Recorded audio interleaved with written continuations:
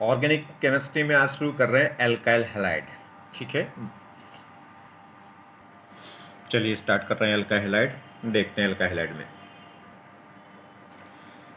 Alkyl halide मतलब are x means are मतलब means हो गया कार्बन चेन एल्काइल ग्रुप, और एक्स मतलब हेलोजन। तो कार्बन पे कोई भी हेलोजन लग जाए तो उसे क्या बोलते हैं, एल्काइल हैलाइड। ठीक है, तो कैसे रिप्रेजेंट करेंगे इसे, आर एक्स से। आर मतलब कार्बन चेन कोई भी, और एक्स मतलब कोई भी हेलोजन हो सकती है, फ्लोरीन, क्लोरीन, ब्रोमीन और आयोडीन। एल्काइल हैलाइड में सबसे पहले हम देखेंगे न्यूक्लियोफिलिक सब्स्टिट्यूशन रिएक्शन।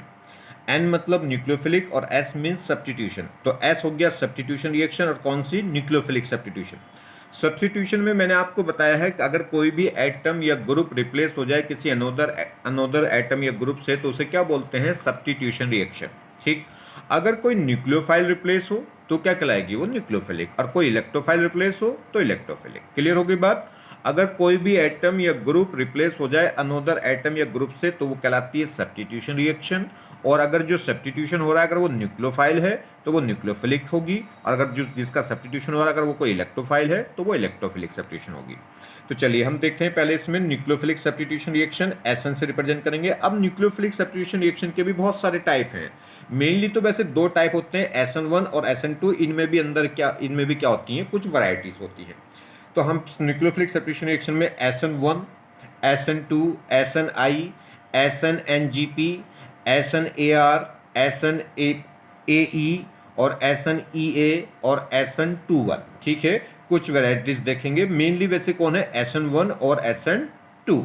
चलिए अगर हम बात करें तो न्यूक्लियोफिलिक सब्स्टिट्यूशन में हम देख रहे हैं SN2। यहाँ पे जो नंबर 2 है, ये 2 नंबर हमें बताता है इसकी मोलिकुलरिटीज को। तो ये क्या होगा, न्यूक्लियोफिलिक सब्स्टिट्यूशन है कैसी, बाईमोलिकुलर। तो एसएन का मतलब हो गया, एस मतलब सब्स्टिट्यूशन, एन मतलब न्यूक्लियोफिलिक सब्स्टिट्यूशन, और 2 मतलब बाईमोलिकुलर। तो ये कौन सी जो SN2 है ये क्या है, एक न्यूक्लियोफिलिक सब्स्टिट्यूशन रिएक्शन है, कौन सी, बाईमोलिकुलर। बाईमोलिकुलर का मतलब भी क्या होता है कि देखिए, मोलिकुलरिटीज केमिकल काइनेटिक्स में आपको पढ़ाई है, एक बार फिर बता रहा हूं। अगर मान लीजिए किसी भी रिएक्शन में जो रिएक्टिंग स्पेसीज हैं, किसी भी रिएक्शन में जो रिएक्टिंग एलिमेंट्री रिएक्शन में जो रिएक्टिंग स्पेसीज हैं अगर वो 2 हैं तो कहलाएगी बाईमोलिकुलर रिएक्शन, और रिएक्टिंग स्पेसीज 1 है तो वो क्या कहलाती है, यूनिमोलिकुलर रिएक्शन। क्लियर हो गई बात। तो किसी भी रिएक्शन, किसी एलिमेंट्री रिएक्शन में एट ए टाइम कितने रिएक्टिंग स्पेसीज क्या कर रहे हैं, आपस में कोलाइड कर रहे हैं, वो कहलाती है उसकी मोलिकुलरिटी। और यहाँ पे 2 है तो ये क्या कहलाएगी, bimolecular reaction. 2 molecule at a time क्या करेंगे, कोलाइड करेंगे। चलिए SN2 रिएक्शन में क्या होगा, देखें जरा SN2 रिएक्शन क्या होती है। ये हमारे पास कोई मिथाइल ब्रोमाइड है। ठीक, इस मिथाइल ब्रोमाइड पे हम क्या कर रहे हैं, एक अनोदर न्यूक्लियोफाइल का क्या कर रहे हैं, अटैकिंग कर रहे हैं। सब्स्टिट्यूशन में क्या होगा, एक न्यूक्लियोफाइल आएगा और दूसरा न्यूक्लियोफाइल निकल जाएगा, एक न्यूक्लियोफाइल दूसरे न्यूक्लियोफाइल से रिप्लेस हो जाएगा, तो यही तो क्या कहलाएगी, न्यूक्लियोफिलिक सब्स्टिट्यूशन। भाई एक एटम दूसरे एटम से, एक ग्रुप दूसरे एटम ग्रुप दूसरे ग्रुप से क्या हो रहा है, रिप्लेस, तो सब्स्टिट्यूशन। और कोई वो रिप्लेस होने वाला क्या है, न्यूक्लियोफिलिक है, तो वो क्या कहलाएगी, न्यूक्लियोफिलिक सब्स्टिट्यूशन। तो देखिए ये मिथाइल ब्रोमाइड है, इस मिथाइल ब्रोमाइड पे क्या करेगा, ये OH माइनस अटैक करेगा। अब जो OH माइनस न्यूक्लियोफाइल आ रहा है वो कहाँ अटैक करेगा, तो उस पॉइंट पे अटैक करेगा जहां पे इलेक्ट्रॉन की डेफिशिएंसी हो। अब इलेक्ट्रॉन की डेफिशिएंसी कहाँ होगी, C और Br के अगर हम देखें, C और Br बॉन्ड में देखूं तो Br मोर इलेक्ट्रोनेगेटिव एटम है Cl से, तो Br पे क्या करेगा, Br इलेक्ट्रोनेगेटिव डिफरेंस की वजह से क्या करेगा, इलेक्ट्रॉनों को अपनी तरफ शिफ्ट कर लेगा। तो इस पे स्लाइटली नेगेटिव और इस पे स्लाइटली क्या होगा, पॉजिटिव होगा। तो जहां पे कार्बन पे क्या आएगा, प्लस चार्ज, प्लस की टेंडेंसी होगी, तो यहाँ पे इलेक्ट्रॉन डेंसिटी थोड़ी घट जाएगी, तो न्यूक्लियोफाइल जो अटैक करेगा वो इस कार्बोकैटायन पे अटैक करेगा। तो यहाँ से जैसे इस पे न्यूक्लियोफाइल अटैक करेगा, तो जैसे न्यूक्लियोफाइल अटैक करना शुरू करेगा वैसे इधर से ये Br माइनस निकलना शुरू हो जाएगा, क्योंकि जब कोई एक ग्रुप आके अटैच हो जाएगा तो किसी एक ग्रुप को तो निकलना पड़ेगा बैलेंसी कंप्लीट रखने के लिए। ठीक है, बैलेंसी को बैलेंस करने के लिए। तो क्या होगा, जैसे ही ग्रुप इस पर अटैक करेगा न्यूक्लियोफाइल, तो वैसे यहाँ से Br निकलना शुरू होगा। मगर एक सिचुएशन ऐसी आती है, ट्रांजिशन स्टेट के बारे में मैंने लास्ट लेक्चर में बताया है कि ये क्या होगा, एक न्यू बॉन्ड फॉर्मेशन हो रही है, यहाँ पे न्यूक्लियोफाइल अटैकिंग न्यूक्लियोफाइल और कार्बन के बीच में न्यू बॉन्ड फॉर्मेशन हो रही है, और Br और कार्बन के बीच में बॉन्ड ब्रेकिंग हो रही है। यहाँ बॉन्ड ब्रेकिंग स्टार्ट है, यहाँ बॉन्ड फॉर्मेशन स्टार्ट है, मगर दोनों अभी ये पूरा प्रोसेस कंप्लीट नहीं हुआ है। और जैसे ये प्रोसेस कंप्लीट होगा तो Br माइनस निकल चुका होगा और OH माइनस इस पर अटैक कर गया होगा। ये पूरा प्रोसेस कहलाएगा SN2 रिएक्शन। SN2 क्यों, क्योंकि इस रिएक्शन में जो रिएक्टिंग स्पेसीज हैं वो कितने हैं, 2 हैं। ये दोनों रिएक्टिंग स्पेसीज एक साथ क्या हो रहे हैं, इन्वॉल्व हो रहे हैं। ठीक है, तो एक ये और एक ये, तो इसकी मोलिकुलरिटी कितनी हो गई 2, इसलिए क्या बोल रहे हैं इसे बाई मोलिकुलर रिएक्शन। पहली बात, इसमें क्या बन रहा है, ट्रांजिशन स्टेट बन रही है। ट्रांजिशन स्टेट क्या होती है, ट्रांजिशन एक इंटरमीडिएट फॉर्म है किसकी, रिएक्टेंट और प्रोडक्ट के बीच का जो इंटरमीडिएट फॉर्म होता है वो क्या कहलाती है, ट्रांजिशन स्टेट। और ये हाईली क्या होती है, अनस्टेबल, क्योंकि इसकी एनर्जी क्या हो जाती है, हाई। चलिए, और ये सिंगल स्टेप में कंप्लीट हो रही है। देखिए यहां से रिएक्टेंट से डायरेक्ट क्या बन रहा है, प्रोडक्ट, बीच में ट्रांजिशन स्टेट तो हर एक में बनेगी, कोई भी इंटरमीडिएट नहीं बन रहा। अगर बीच में कोई इंटरमीडिएट बनता तो स्टेप बढ़ जाते। तो ये डायरेक्ट क्या हो गया, रिएक्टेंट से क्या बन रहा है, प्रोडक्ट, किसके साथ, इन ट्रांजिशन स्टेट के साथ। ट्रांजिशन स्टेट तो ये बता रही कि इनके बीच में क्या हो रहा होगा, किस तरीके से प्रोसेस इस कंप्लीट हो रहा होगा। चलिए तो देखें, अब इसमें खास बात क्या है, खास बात समझिए, ये हमारे पास कार्बन है, इस कार्बन पे 3 H लग रहे होंगे, एक H ये हो गया, एक H ये हो गया, और एक H ये हो गया, और एक बॉन्ड ये होगा, इस इधर क्या होगा, ये Br।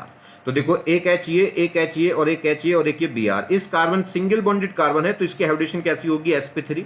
sp3 होगी तो इसमें शेप कैसी होगी, इसकी हाइब्रिडेशन कैसी होगी, देखिए सिंगल बॉन्डेड कार्बन है तो हाइब्रिडेशन कैसी होगी, sp3। और sp3 की शेप क्या होती है, टेट्राहेड्रल, तो ये 3D में होगी। देखिए ये क्या होगा, ट्रायंगल के ऊपर एक पिरामिड सा बन रहा होगा और एक ये बॉन्ड होगा, तो कैसी शेप हो रही है, टेट्राहेड्रल शेप हो रही है ये, ठीक। ये जहाँ की 3 बॉन्ड आपस में क्या होंगे, इस टाइप से ये क्यूब बना रहे होंगे नीचे, ठीक है, मतलब कौन बना रहे होंगे। चलिए, तो ये क्या हो गया, टेट्राहेड्रल शेप है। और इस कार्बन और Br के बीच में जो बॉन्ड है, या कार्बन और हाइड्रोजन के बीच में जो बॉन्ड है, इसके बीच में कार्बन के की हाइब्रिडेशन sp3। sp3 का मतलब एक s और 3 p मिलकर आपस में हाइब्रिड ऑर्बिटल बनी होंगी, कितनी, sp3, और sp3 भी कितनी बनेंगी, 4। तो यहाँ पे कार्बन और Br के बीच में जो बॉन्ड होगा, जो ओवरलैपिंग हो रही होगी, वो क्या होगी, कार्बन की कौन सी ऑर्बिटल ओवरलैप हो रही होगी, sp3 ऑर्बिटल। कौन सी ऑर्बिटल, sp3। कार्बन की जो एटॉमिक ऑर्बिटल है वो ओवरलैप नहीं होंगी, कार्बन की जो वैलेंसी सेल की ऑर्बिटल थी वो आपस में मिक्स होकर क्या बना दी होंगी, उन्होंने sp3 ऑर्बिटल बना दी होंगी। और कितनी sp3 बनाई होंगी, 4, एक इधर होगी, एक यहाँ होगी, एक यहाँ होगी, और एक ये Br के साथ होगी। तो Br के साथ कार्बन का जो बॉन्ड होगा वो sp3 ओवरलैपिंग हो रही होगी, कार्बन की sp3 ऑर्बिटल इस Br की ऑर्बिटल के साथ क्या कर जाएगी, ओवरलैप। चलिए, अब क्या होगा, जब ये s हाइब्रिड ऑर्बिटल है, ये sp3, इसमें क्या होगा, एक लोब बड़ा होता है और एक लोब छोटा होता है। जिसका जो लोब बड़ा होगा, जहां पे इलेक्ट्रॉन डेंसिटी ज्यादा होती है, उसे बोलते हैं बॉन्डिंग मोलिकुलर ऑर्बिटल, और जोन सा लोब छोटा होता है उसे बोलते हैं एंटी बॉन्डिंग मोलिकुलर ऑर्बिटल। मतलब मोस्टली इलेक्ट्रॉन डेंसिटी इसमें है और यही ओवरलैप करके क्या बनाती है, बॉन्ड। अब क्या करेगा ये न्यूक्लियोफाइल, इस पे, इस बैक साइड से क्या करेगा, इसकी बैक साइड से न्यूक्लियोफाइल इस पे क्या करेगा, अटैक करेगा। और अटैक भी किस पे करेगा, इस वाली बॉन्ड, जिस बॉन्ड उस ऑर्बिटल की एंटी बॉन्डिंग साइड पे क्या करेगा, अटैक करेगा। जोन सी ऑर्बिटल क्या कर रही है, Br के साथ बॉन्ड हो रही है, क्योंकि Br को ही निकलना है, Br ही सबसे क्या है, Br के पास इलेक्ट्रोनिटी सबसे ज्यादा है, तो यही बेटर लिविंग ग्रुप है। H- से बेटर लिविंग ग्रुप कौन है, Br-, तो Br- जल्दी निकल के भागेगा। तो कार्बन और Br के बीच में जिस ऑर्बिटल के बीच में बॉन्ड हो रहा है, उसी ऑर्बिटल पे ये OH- अटैक करेगा। और कौन से फेस पे अटैक करेगा, इसके एंटी बॉन्डिंग पे, यानी कि छोटे वाले लोग पे। चलिए, तो जैसे ही इस पे अटैक करेगा तो यहाँ पे बॉन्ड बनना चांसेस हो जाएगा, और जैसे ही इस पे अटैक करेगा तो ये ब्रेक होना शुरू हो जाएगा, ये बॉन्ड फॉर्मेशन स्टार्ट हो जाएगी, इस बॉन्ड की ब्रेकिंग स्टार्ट हो जाएगी। तो यहाँ क्या बनेगी, ये ट्रांजिशन स्टेट, कार्बन और Br वाला बॉन्ड टूटता जा रहा होगा और ऑक्सीजन और कार्बन वाला बॉन्ड बनता जा रहा होगा। तो इसे क्या बोलते हैं, ट्रांजिशन स्टेट। अब बड़ी खास इंपॉर्टेंट बात है इसमें, अगर हम बात करें तो इस कार्बन पे कितने बॉन्ड दिखाई दे रहे हैं, 3 बॉन्ड तो ये थे और 2 बॉन्ड ये हो गए, जो एक बनता जा रहा है और एक टूटता जा रहा है। तो इस सिचुएशन पे एट ए टाइम इस कार्बन पे कितने बॉन्ड बनते दिखाई दे रहे हैं आपको, 5। तो इसकी जो स्ट्रक्चर है वो कैसी हो जाएगी, पेंटागोनल बाइपिरामिडल। मतलब ये एक ट्रायंगल होगा, इस ट्रायंगल के एक ऊपर पिरामिड और एक नीचे पिरामिड। तो इसकी जो शेप होगी ट्रीगोनल। ये ट्रांजिशन स्टेट बनी है, ट्रांजिशन स्टेट में कार्बन की जो बैलेंसी है वो कितनी हो गई, 5 बैलेंसी दिखाई दे रही। और इस ट्रांजिशन स्टेट की जो शेप होगी वो कैसी होगी, ट्रीगोनल बाइपिरामिडल, जबकि इसकी शेप कैसी थी, यहाँ टेट्राहेड्रल। और एक बॉन्ड आते ही क्या हो गया, क्योंकि इस समय 5 बॉन्ड है, एक बॉन्ड टूटता जा रहा है और एक बॉन्ड बनता जा रहा है। तो इस मगर एट ए टाइम इस समय कार्बन की बैलेंसी कितनी दिखाई दे रही है, यहाँ पे 5 दिखाई दे रही है। 5 क्यों दिखाई दे रही है, क्योंकि एक ही ऑर्बिटल पे क्या है, ये वाला बॉन्ड टूटता जा रहा है और ये वाला बनता जा रहा है। तो इसलिए इस समय क्या है, कितने बॉन्ड बनते दिखाई दे रहे हैं, 5। तो इसकी जो शेप होगी वो क्या होगी, ट्रीगोनल बाइपिरामिडल। ये बनेगा ट्रायंगल, और ट्रायंगल के एक ऊपर पिरामिड और एक नीचे, तो ट्रीगोनल बाइपिरामिडल है। मगर ध्यान दें, बड़ी इंपॉर्टेंट बात है, यहाँ कार्बन की हाइब्रिडेशन कितनी थी, sp3, और यहाँ पे कार्बन की हाइब्रिडेशन कितनी होनी चाहिए, क्योंकि कितने बॉन्ड दिखाई दे रहे हैं, 5, और 5 बॉन्ड दिखाई दे रहे हैं, तो इसका मतलब हाइब्रिडेशन होनी चाहिए sp3d, क्योंकि 5 के लिए होगा sp3d, एक s और 3 P और एक D, कितना हो गया 5। तो इसकी हाइब्रिडेशन sp3d होनी चाहिए, मगर इसकी जो हाइब्रिडेशन है वो sp2 होगी, क्योंकि इसमें जो ऑर्बिटल है जिसमें नया बॉन्ड बन रहा है पुराना बॉन्ड टूट रहा है, वो ऑर्बिटल अब हाइब्रिडेशन में इन्वॉल्व नहीं होगी। तो सिर्फ कितने बॉन्ड रह जाएंगे जिनकी हाइब्रिडेशन काउंट होगी, सिर्फ 3 बॉन्ड रह जाएंगे।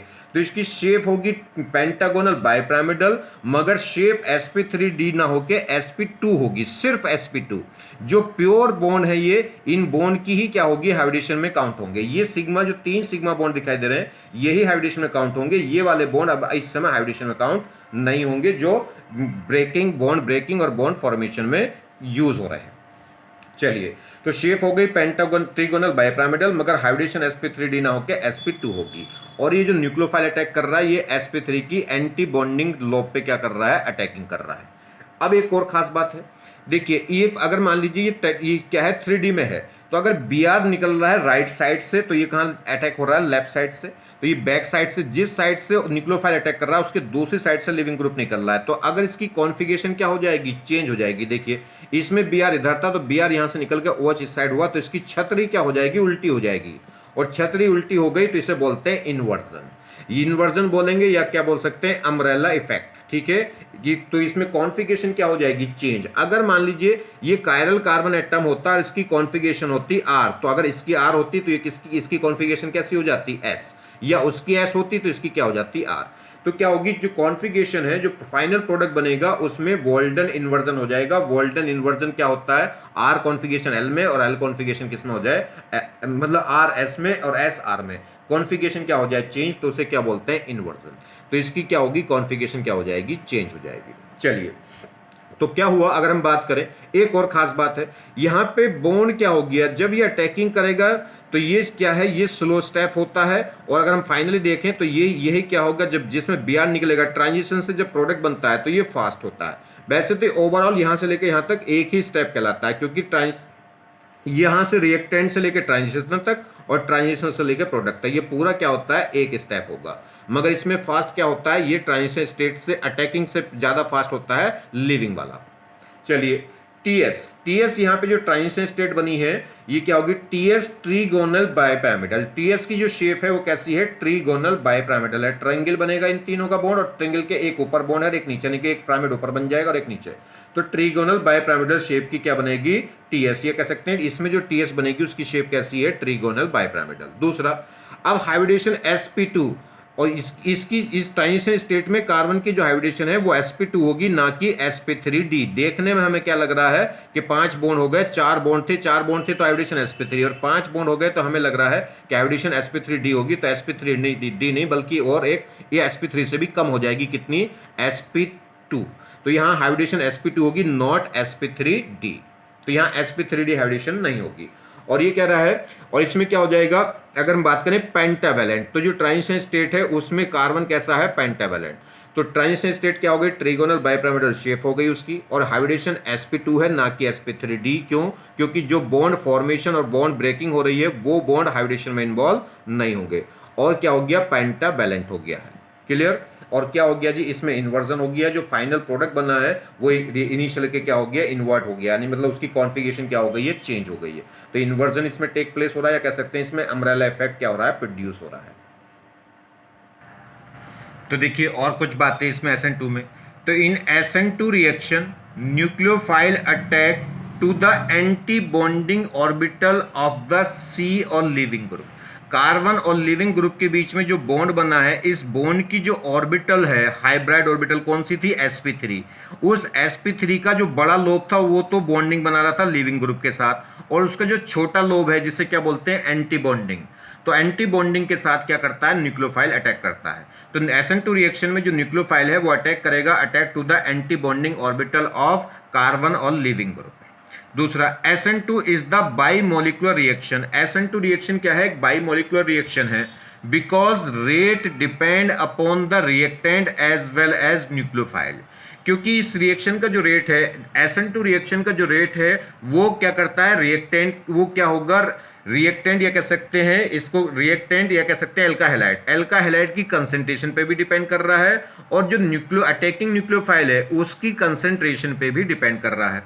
कैसे, जो रेट ऑफ रिएक्शन है किसका, SN2 रिएक्शन का, वो क्या होगा, वो इक्वल है के तो हो गया कांस्टेंट, और वो क्या हो गया, डायरेक्टली प्रोपोर्शनल आ रहा है रिएक्टेंट की कंसिडरेशन के भी, मतलब एल्का हैलाइड की कंसिडरेशन के भी, और जो अटैकिंग न्यूक्लियोफाइल है उसकी कंसिडरेशन के भी।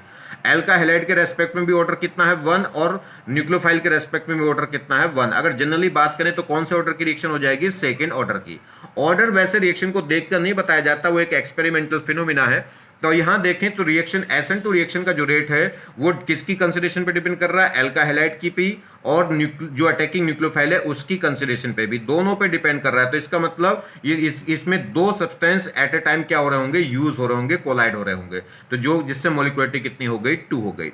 अगर हम बात करें, देखिए रिएक्शन का जो रेट है वो एल्का हैलाइड की रेस्पेक्ट में भी ऑर्डर कितना है 1, और न्यूक्लियोफाइल के रेस्पेक्ट में भी ऑर्डर कितना है 1। ऑर्डर क्या बताएगा, अगर हमने क्या करा, एल्का हैलाइड की कंसेंट्रेशन को जस्ट डबल कर दूं, तो अगर इसको जस्ट डबल करूंगा तो इसका पावर है कितनी 1, तो अगर इसको जस्ट डबल करूंगा तो रेट भी क्या हो जाएगा, डबल। अगर न्यूक्लियोफाइल की कंसेंट्रेशन को डबल करूंगा तो भी रेट क्या हो जाएगा, डबल। मतलब दोनों की कंसेंट्रेशन को चेंज, दोनों में से किसी की भी कंसेंट्रेशन को चेंज करें तो रेट चेंज होगा। अगर दोनों की कंसेंट्रेशन को डबल कर दूं तो इसके डबल करने से डबल और इसके भी डबल करने से डबल, तो कितना हो जाएगा फिर, ये 4 टाइम्स हो जाएगा। तो देखिए अगर हम रेट देखें, रिएक्शन का रेट देखें किसके रेस्पेक्ट में, एल्का हैलाइड की कंसिडरेशन के रेस्पेक्ट में, कब, जब OH की कंसिडरेशन को मैं क्या रख रहा हूं, कांस्टेंट। तो अगर इसको मैंने कांस्टेंट कर दिया, इसको कांस्टेंट मान लिया, तो K और ये दोनों मिलके क्या होगा, एक नया कांस्टेंट। तो रेट डायरेक्टली प्रोपोर्शनल होगा किसकी, एल्का हैलाइड की कंसिडरेशन के, और इसकी पावर है कितनी 1, और जब पावर 1 है, इसकी भी पावर 1, इसकी पावर 1, तो इसका मतलब ग्राफ कैसा आएगा, स्ट्रेट लाइन। तो जैसे जैसे एल्का हैलाइड की कंसिडरेशन बढ़ाते जाएंगे वैसे वैसे रेट ऑफ रिएक्शन भी क्या होगा, इंक्रीज होगा। क्लियर। इस केस में देख लीजिए, अब के मैंने एल्का हैलाइड की कंसिडरेशन को फिक्स कर दिया, इसको चेंज करूंगा तो रेट क्या होगा, जैसे जैसे OHN की कंसिडरेशन को चेंज करूंगा वैसे वैसे रेट क्या होगा, लीनियरली क्या हो जाएगा, इंक्रीज, क्योंकि मैंने एल्का हैलाइड की कंसिडरेशन क्या रखी है, कांस्टेंट, क्योंकि इसके रेस्पेक्ट में ऑर्डर 1 है और इसके भी 1, तो 1 1 का ग्राफ क्या आ जाएगा, स्ट्रेट लाइन। क्लियर हो गई बात। नेक्स्ट, SN2 इज, ये कह रहा है SN2 is in one step process and only one transition state form. SN2 जो प्रोसेस है वो केवल सिंगल स्टेप प्रोसेस है और उसमें केवल एक ही ट्रांजिशन स्टेट क्या होगी, फॉर्म्ड होगी। अगर एक स्टेप होता है तो एक ट्रांजिशन स्टेट बनती है, 2 स्टेप होंगे तो 2 ट्रांजिशन स्टेट बनेंगी, 3 स्टेप होंगे तो 3 ट्रांजिशन स्टेट बनेंगी। क्लियर होगी बात। अगर बात करें इंटरमीडिएट की, तो जितनी ट्रांजिशन स्टेट होती हैं या जितने स्टेप होते हैं उससे एक कम क्या होता है, इंटरमीडिएट। तो इसमें एक ही ट्रांजिशन स्टेट है या एक ही स्टेप है, तो इंटरमीडिएट कोई होगा नहीं। तो इसका जो अगर ग्राफ देखें, अगर हम इसका एनर्जी प्रोफाइल ग्राफ देखें तो रिएक्टेंट से क्या बनेगा, प्रोडक्ट, और यहाँ क्या बनेगी, ट्रांजिशन स्टेट। तो ये एल्का हैलाइड और OH माइनस आपस में रिएक्ट कर रहे होंगे और रिएक्ट करके क्या बनाएंगे, ट्रांजिशन स्टेट। ट्रांजिशन स्टेट में क्या होगा, OH माइनस अटैक हो रहा होगा और Br लिविंग ग्रुप रिमूव हो रहा होगा, ये कहलाएगी ट्रांजिशन स्टेट। और जब ये प्रोसेस पूरा हो जाएगा तो फाइनली ये क्या बन जाएगा, CH3OH और Br माइनस क्या हो गया होगा, रिमूव। इस केस में अगर हम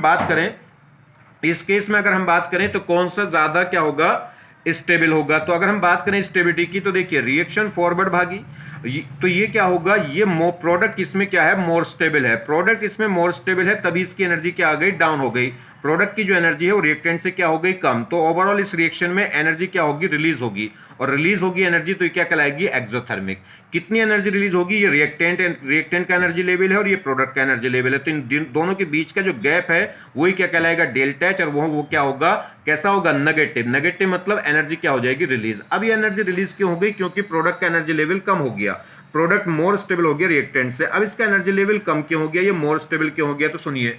अगर यहां बात करूं मैं कार्बन और Br का जो बॉन्ड था वो किस्म के बीच में था, कार्बन था सेकंड पीरियड का एलिमेंट और Br था 4 पीरियड का एलिमेंट। इनके बीच में जो सिग्मा बॉन्ड बना था वो 2p के बीच, 2p और 4p के बीच में था। अब यहाँ पे जो बॉन्ड बना है वो कार्बन और ऑक्सीजन वाला बना है, और कार्बन और ऑक्सीजन वाला जो बॉन्ड है वो 2p के बीच में है, क्योंकि कार्बन और ऑक्सीजन दोनों ही सेकंड पीरियड के एलिमेंट है। तो इनकी जो बैलेंसी सेल होगी वो 2p होगी। तो यहाँ पे जो सिग्मा बॉन्ड बना वो 2p और वहां पे जो पहले से सिग्मा बॉन्ड था वो 2p4p। अब इनमें से कौन सा बॉन्ड स्ट्रॉन्ग है, तो 2p बॉन्ड क्या होगा, स्ट्रॉन्ग होगा, क्योंकि यहाँ पे 2p इंटरन्यूक्लियर डिस्टेंस कम होगी और 2p4p इंटरन्यूक्लियर डिस्टेंस क्या क्या होगी, ज़्यादा। तो यहाँ पे डिस्टेंस बढ़ी है तो बॉन्ड बड़ा होगा, और बॉन्ड बड़ा होगा तो बॉन्ड क्या हो जाएगा, वीक। और ये बॉन्ड इंटरन्यूक्लियर 2p के बीच में इंटरन्यूक्लियर डिस्टेंस कम होगी तो यहाँ पे बॉन्ड लेंथ कम होगी, और बॉन्ड लेंथ कम होगी तो बॉन्ड क्या होगा, स्ट्रॉन्ग होगा।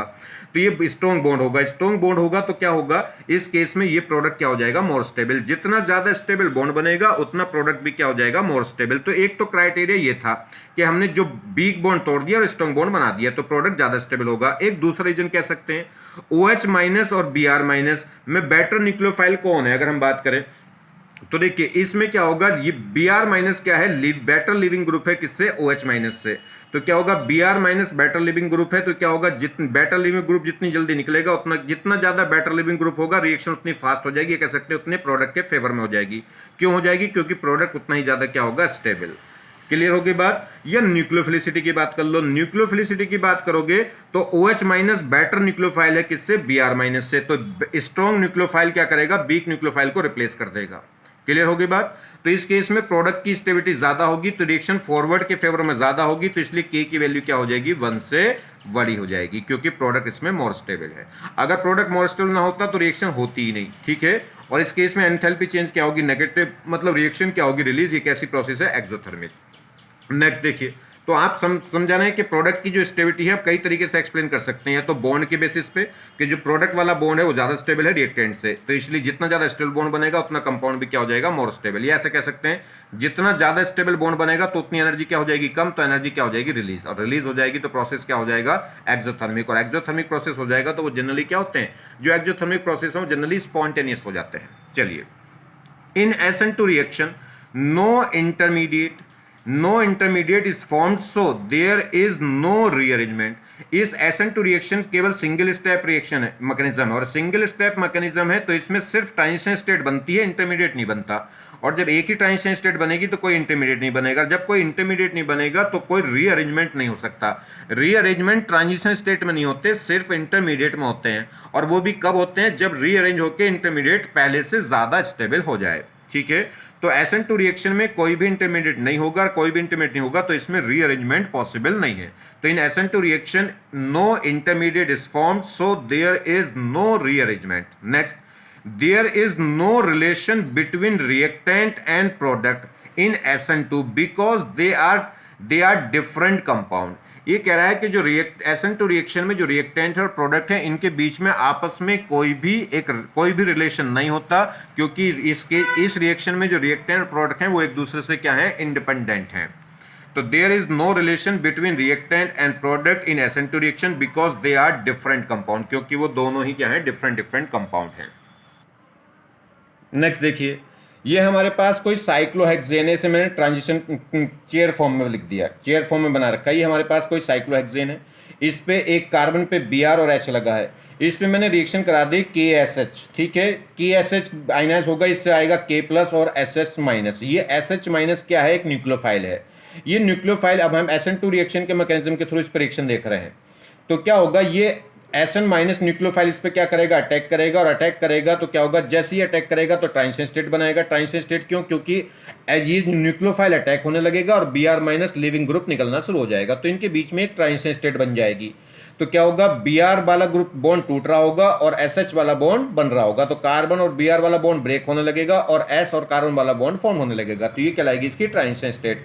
फिलहाल जिस कार्बन पे ट्रांजिशन स्टेट हो रही होगी वो पेंटावेलेंट हो जाएगा।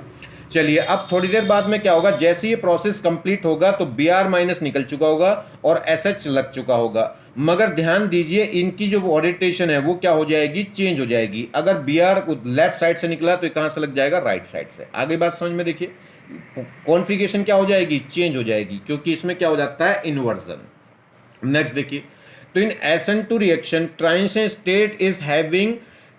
State having trigonal bipyramidal shape but hybridization is sp2। ये कह रहा है SN2 रिएक्शन में जो ट्रांजिशन स्टेट बनती है, उस ट्रांजिशन स्टेट में जो कार्बन है, जिस कार्बन पे बॉन्ड ब्रेकिंग और बॉन्ड फॉर्मेशन हो रहा है, उस पे बैलेंसिंग कितनी हो जाती है, 5 बॉन्ड हो जाते हैं एट ए टाइम।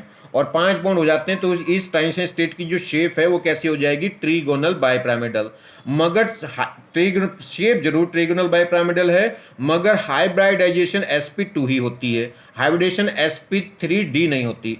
देखिए ये कंप्लीटली बॉन्ड नहीं है, ये कंप्लीटली बॉन्ड नहीं है, बनना शुरू हो रहा है, ये टूटना शुरू हो रहा है, तो ये कंप्लीटली बॉन्ड नहीं है। तो अगर हमें दिखाई देंगे तो इस समय एट ए टाइम हमें 5 बॉन्ड दिखाई देंगे, 1 2 3 4 5, और 5 बॉन्ड का मतलब शेप कैसे दिखाई देगी, ट्रीगोनल bipyramidal.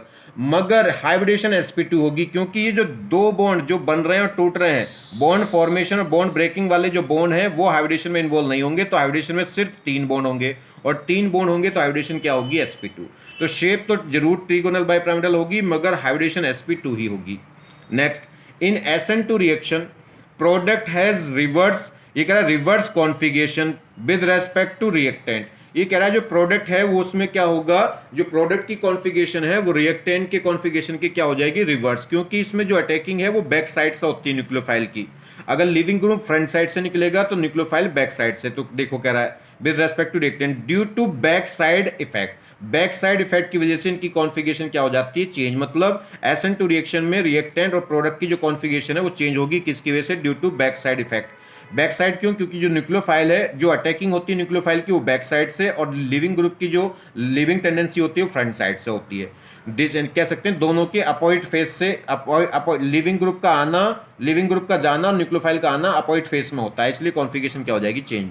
This is called inversion और या वॉल्डन इन्वर्जन। तो इस प्रोसेस को क्या बोलते हैं, जिसमें कॉन्फ़िगरेशन क्या हो जाए, चेंज, R से S, S से R या D से L, L से D, एक दूसरे में इंटरचेंज हो जाए कॉन्फ़िगरेशन, तो वो क्या कहलाता है, उसे ऐसी प्रोसेस को बोलते हैं इन्वर्जन या वॉल्डन इन्वर्जन।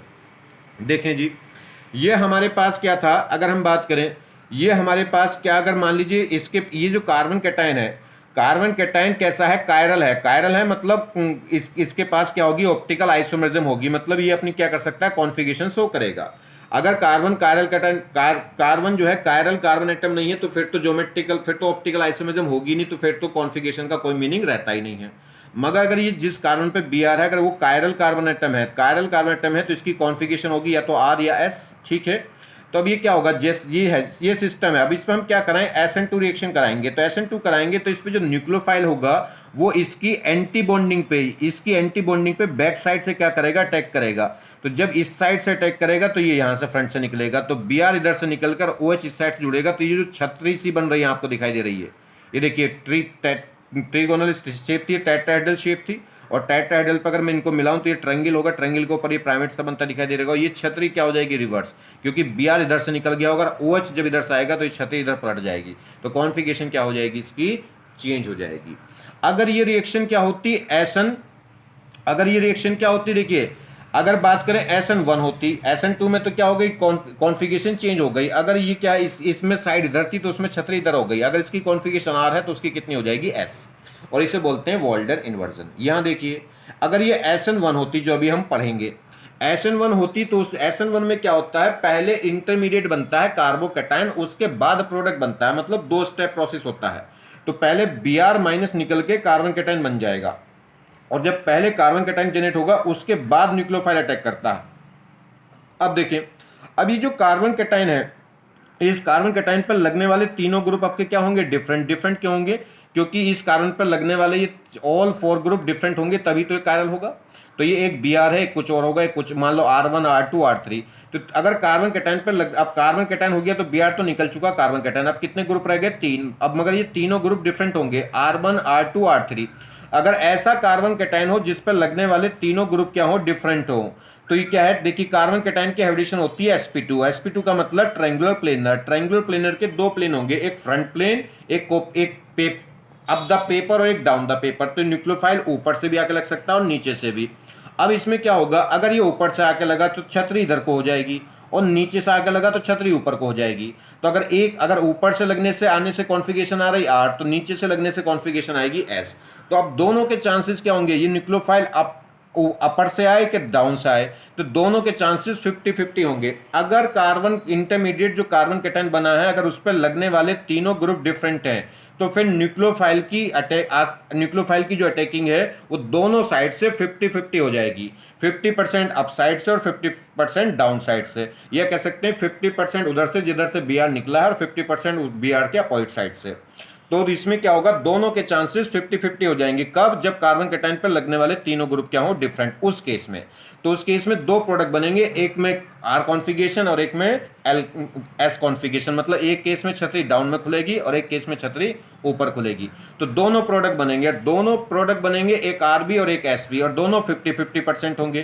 तो ऐसे मिक्सचर को क्या बोलते हैं? ऐसे मिक्सचर को बोलते हैं रेसिमिक मिक्सचर। और ये क्या होता है? Optically inactive. दो मिक्सचर बन जाएंगे, एक प्रोडक्ट ये, एक प्रोडक्ट ये भी ऑप्टिकल एक्टिव, ये भी ऑप्टिकल एक्टिव, मगर दोनों का जो मिक्सचर होगा वो ऑप्टिकल इनएक्टिव होगा। और दोनों के चांसेस, अगर ये कॉन्फ़िगरेशन आर है और ये कॉन्फ़िगरेशन एल, अगर ये क्लॉकवाइज घुमा रहा है तो एंटी क्लॉकवाइज घुमा रहा है। जितना चांस इसका है उतना चांस इसका, क्योंकि दोनों 50-50 बनेंगे। तो फाइनल कॉन्फ़िगरेशन क्या आ जाएगी? 0। इसलिए पूरा मिक्सचर क्या कहलाएगा? ऑप्टिकली इनएक्टिव, और इसे बोलते हैं रेसमिक मिक्सचर। तो SN1 रिएक्शन में क्या हो जाता है? रेसमिक मिक्सचर बन जाता है, जबकि SN2 में क्या होता है? वॉल्डन इन्वर्जन होता है। क्लियर? तो अगर SN2 में कोई ऑप्टिकल एक्टिव है तो इससे ऑप्टिकल एक्टिव प्रोडक्ट बनेगा, मगर रिवर्स कॉन्फ़िगरेशन का। और SN2 रिएक्शन है तो इसमें जो मिक्सचर बनेगा वो ऑप्टिकली इनएक्टिव बनता है, क्योंकि दो अलग अलग प्रोडक्ट बनेंगे, ये भी ऑप्टिकल एक्टिव होगा, ये भी ऑप्टिकल एक्टिव होगा, मगर दोनों का मिक्सचर क्या होगा? ऑप्टिकल इनएक्टिव, क्योंकि एक 50% प्लस प्लस रोटेशन होगी, एक 50% माइनस होगी। तो अगर हम क्या करें, यह SNI में क्या है? कोई कॉन्फ़िगरेशन चेंज नहीं होती, ना ही वोल्ड इन्वर्जन होगा, ना ही रेसमिक मिक्सचर होगा। किसमें? SNI में। ठीक, ये बताएंगे ये भी आगे। तो ध्यान रखना, SN2 में वोल्ड इन्वर्जन होगा और SN1 में क्या बन जाएगा? रेसमिक मिक्सचर, और SNI में कोई चेंज नहीं होता। तो if nucleophile and leaving group both are same, then racemic mixture may be placed in SN2। SN2 reaction में भी रेसिमिक मिक्सचर बन सकता है अगर लिविंग ग्रुप और अटैकिंग ग्रुप दोनों क्या हो जाएं? सेम। मतलब जो न्यूक्लियोफाइल आके अटैक हो रहा है और जो लिविंग ग्रुप निकल रहा है, अगर वो दोनों सेम ही बात है, मतलब निकलने वाला भी Br और अटैक होने वाला भी Br, तो उस केस में क्या हो जाएगा? रेसिमिक मिक्सचर बन जाएगा। किसमें? SN2 के केस में। कैसे बनेगा वो देखिए। तो बात समझ में आ गई। SN2 में क्या होता है? वोल्ड इन्वर्जन, कॉन्फ़िगरेशन चेंज हो जाएगी। SN1 में क्या बनेगा? रेसमिक मिक्सचर, मतलब दोनों कॉन्फ़िगरेशन के प्रोडक्ट बनेंगे इक्वल परसेंटेज में, तो इसलिए नेट मिक्सचर क्या हो जाएगा? वो रेसमिक मिक्सचर। SN2 में रेसिमिक मिक्सचर बन सकता है अगर न्यूक्लियोफाइल और लिविंग ग्रुप दोनों क्या हो? सेम हो। तो उस केस में SN2 भी क्या बना सकती है? रेसिमिक मिक्सचर बना सकती है। देखिए कैसे। ये हमारे पास क्या है? कोई कंपाउंड है, एल्काइल हैलाइड। ये कार्बन पे एक आई लगी है, एक H है, एक Br है और एक D है। तो ये कार्बन पर लगने वाली चारों वैलेंसी डिफरेंट हो गई, तो कायरल कार्बन हो गया और ऑप्टिकल एक्टिव हो गया। तो तभी तो इसमें क्या होगा? वोल्डन इन्वर्जन या रेसमिक मिक्सचर डिफाइन हो सकता है। अगर कायरल कार्बन ही ना हो तो ऑप्टिकल एक्टिव कंपाउंड ना हो, तो फिर तो रेसिमाइजेशन और वोल्डन इन्वर्जन का कोई मीनिंग रहता नहीं। चलिए, अब क्या होगा? अब जो न्यूक्लियोफाइल अटैक करेगा वो भी I है और लिविंग ग्रुप भी I- है। इसमें न्यूक्लियोफाइल और लिविंग ग्रुप दोनों सेम हो गए। तो देखिए अब इसमें क्या होगा, यहां से ये न्यूक्लियोफाइल इस पर अटैक करेगा इसकी एंटी बॉन्डिंग पे, और ये I- यहां से निकलेगा, तो यहां एक ट्रांजिशन स्टेट बनेगी। क्या है? इसमें बॉन्ड फॉर्मेशन हो रही है और ये बॉन्ड ब्रेकिंग हो रही है, मगर ये दोनों एक्चुअल में है क्या? सेम है। और जब दोनों सेम है तो टूटने वाला बॉन्ड और बनने वाला बॉन्ड दोनों इक्वल हैं, और दोनों इक्वल हैं तो दोनों की स्टेबिलिटी इधर से, यानी कि रिएक्टेंट और प्रोडक्ट की दोनों की स्टेबिलिटी क्या हो जाएगी? सेम। इधर वाला I लग जाए या इधर वाला रह जाए, इधर वाला लग जाए या इधर वाला रह जाए, दोनों की स्टेबिलिटी सेम होगी। और जब दोनों की स्टेबिलिटी सेम होगी तो यहां से अब जो प्रोडक्ट होगा वो 50-50 गिर जाएगा। 50-50 मतलब एक 50% चांस में तो ये वाला I निकल गया होगा और ये वाला जुड़ गया होगा, तो कॉन्फ़िगरेशन रिवर्स हो गया होगा, छतरी उल्टी हो गई होगी। और 50% केस में पहला वाला बॉन्ड रह गया होगा, जब ये आया होगा इसने कहा होगा यार ये तो यही है, कोई फर्क पड़ ही नहीं रहा, मेरे बॉन्ड नए बॉन्ड बनने से और पुराने बॉन्ड टूटने से स्टेबिलिटी पे कोई फर्क नहीं पड़ रहा, क्योंकि जैसा ही है। तो इस केस में तो 50% केस में ये वाला I निकल जाएगा, ये आके लग जाएगा, तो उस केस में ये हो जाएगी, छतरी उल्टी हो जाएगी।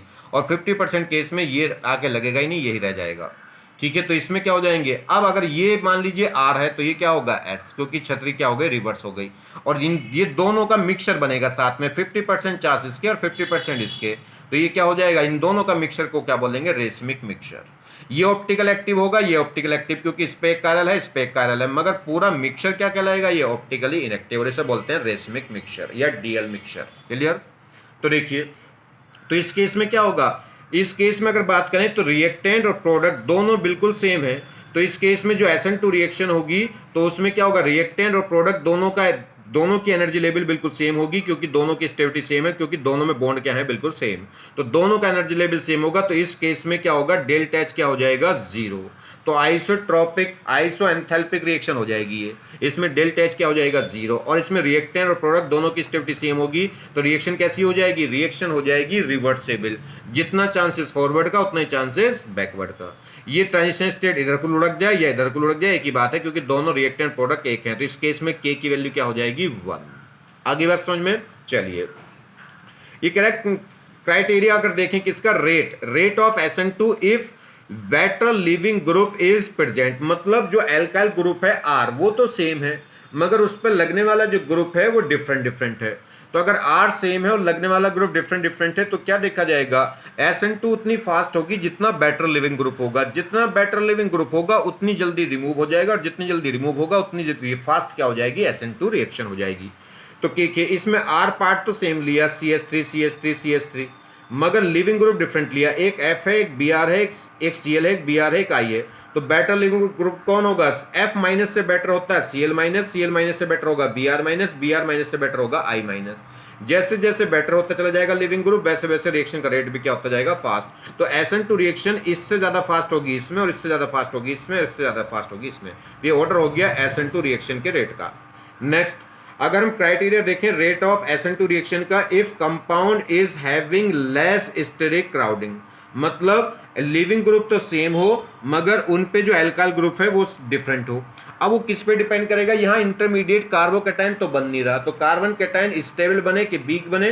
पहली बात तो जब कार्बन कैटायन बनेगा ही नहीं तो उसे हम देखेंगे कैसे, कार्बन कैटायन की स्टेबिलिटी पे तो चेक होगा नहीं, तो फिर किस पे चेक होगा, हिंड्रेंस पे। हिंड्रेंस क्यों, क्योंकि जो न्यूक्लियोफाइल है वो बैक साइड से आके लग रहा है। देखिए जरा दिखाइए, ये जो न्यूक्लियोफाइल है ये बैक साइड से आके लग रहा है इसकी एंटी बॉन्डिंग पे, और ये जो 3 ग्रुप हैं यहाँ पे क्या कर सकते हैं, बल्कि कर सकते हैं। ये जो इस कार्बन पे 3 एटम लग रहे हैं जो मिलकर छतरी बना रहे हैं, अगर ये बड़े बड़े ग्रुप हुए तो इनका साइज बड़ा हो जाएगा, और साइज बड़ा हो जाएगा तो ये न्यूक्लियोफाइल इस एंटी बॉन्डिंग पे जाके जुड़ने में दिक्कत होगी, क्योंकि एंटी बॉन्डिंग छोटी सी होती है, इसका लोब क्या होगा, छोटा। और ये यहाँ पे जो बड़े बड़े ग्रुप लग जाएंगे तो स्टेक हिंड्रेंस क्रिएट कर देंगे, और स्टेक हिंड्रेंस कर देंगे तो ये न्यूक्लियोफाइल ये यहाँ तक जल्दी से एंटी बॉन्डिंग के साथ बॉन्ड फॉर्मेशन नहीं कर पाएगा, स्टेक हिंड्रेंस उसको अपोज कर देगी।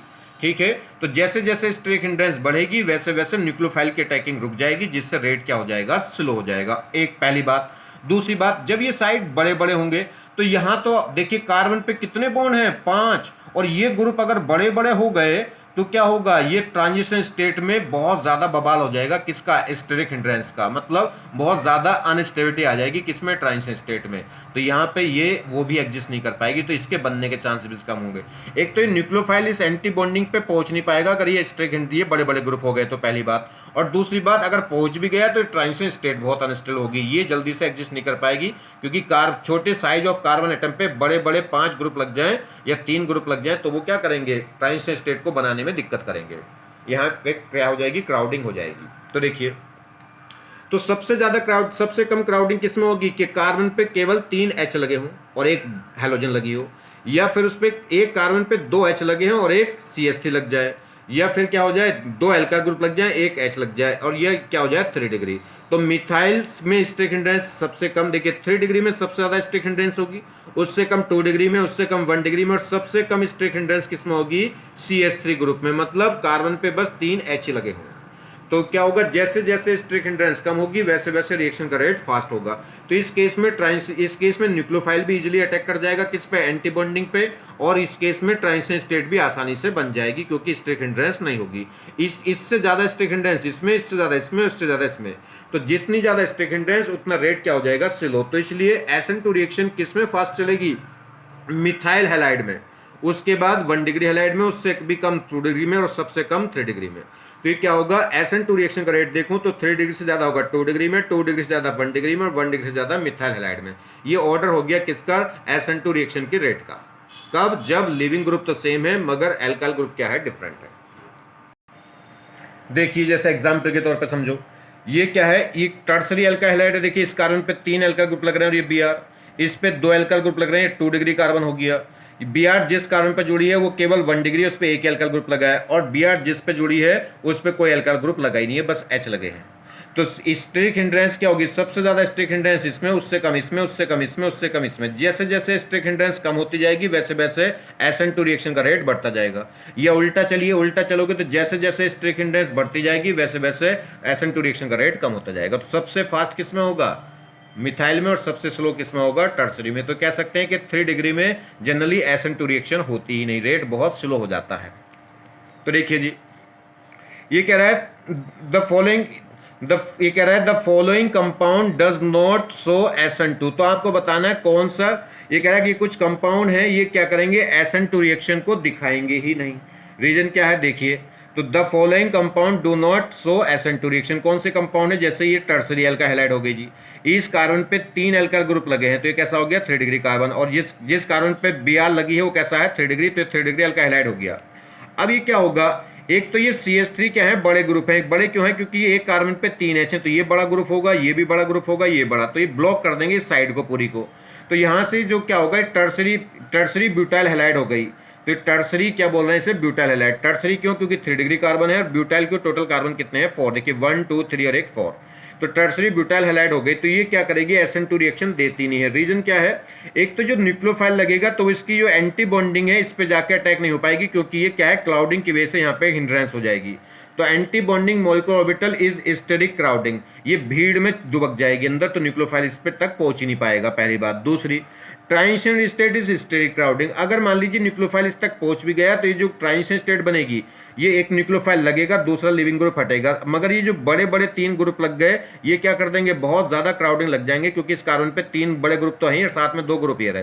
तो क्या होगी, बहुत ज्यादा क्राउडिंग हो जाएगी, तो जो ट्रांजिशन स्टेट बनेगी वो एग्जिस्ट नहीं कर पाएगी जल्दी से, तो वो हाईली अनस्टेबल होगी, और हाईली अनस्टेबल होगी तो वैसा प्रोसेस नहीं चलेगा। आपको पता है, आप देखते ही कुएं को देखते एकदम से कुएं में कूद क्यों नहीं जाते, क्योंकि आपको पता है कुएं में कूद गए तो जान फंस जाएगी। आगे बात समझ में नहीं, तो ऐसे जी से भी पता है कि अगर हमने ट्रांजिशन स्टेट बना दी तो क्या हो जाएगी, जान आफत में फंस जाएगी। तो ये ट्रांजिशन स्टेट नहीं बनाएगा। जैसे ही आप क्या करते हो, ऐसा थोड़ी होता है कि आप क्या करें, एकदम बिल्डिंग पे चढ़ जाए ऊंची और एकदम से ऊपर से नीचे झांको तो तुरंत कूदने का मन कर जाए।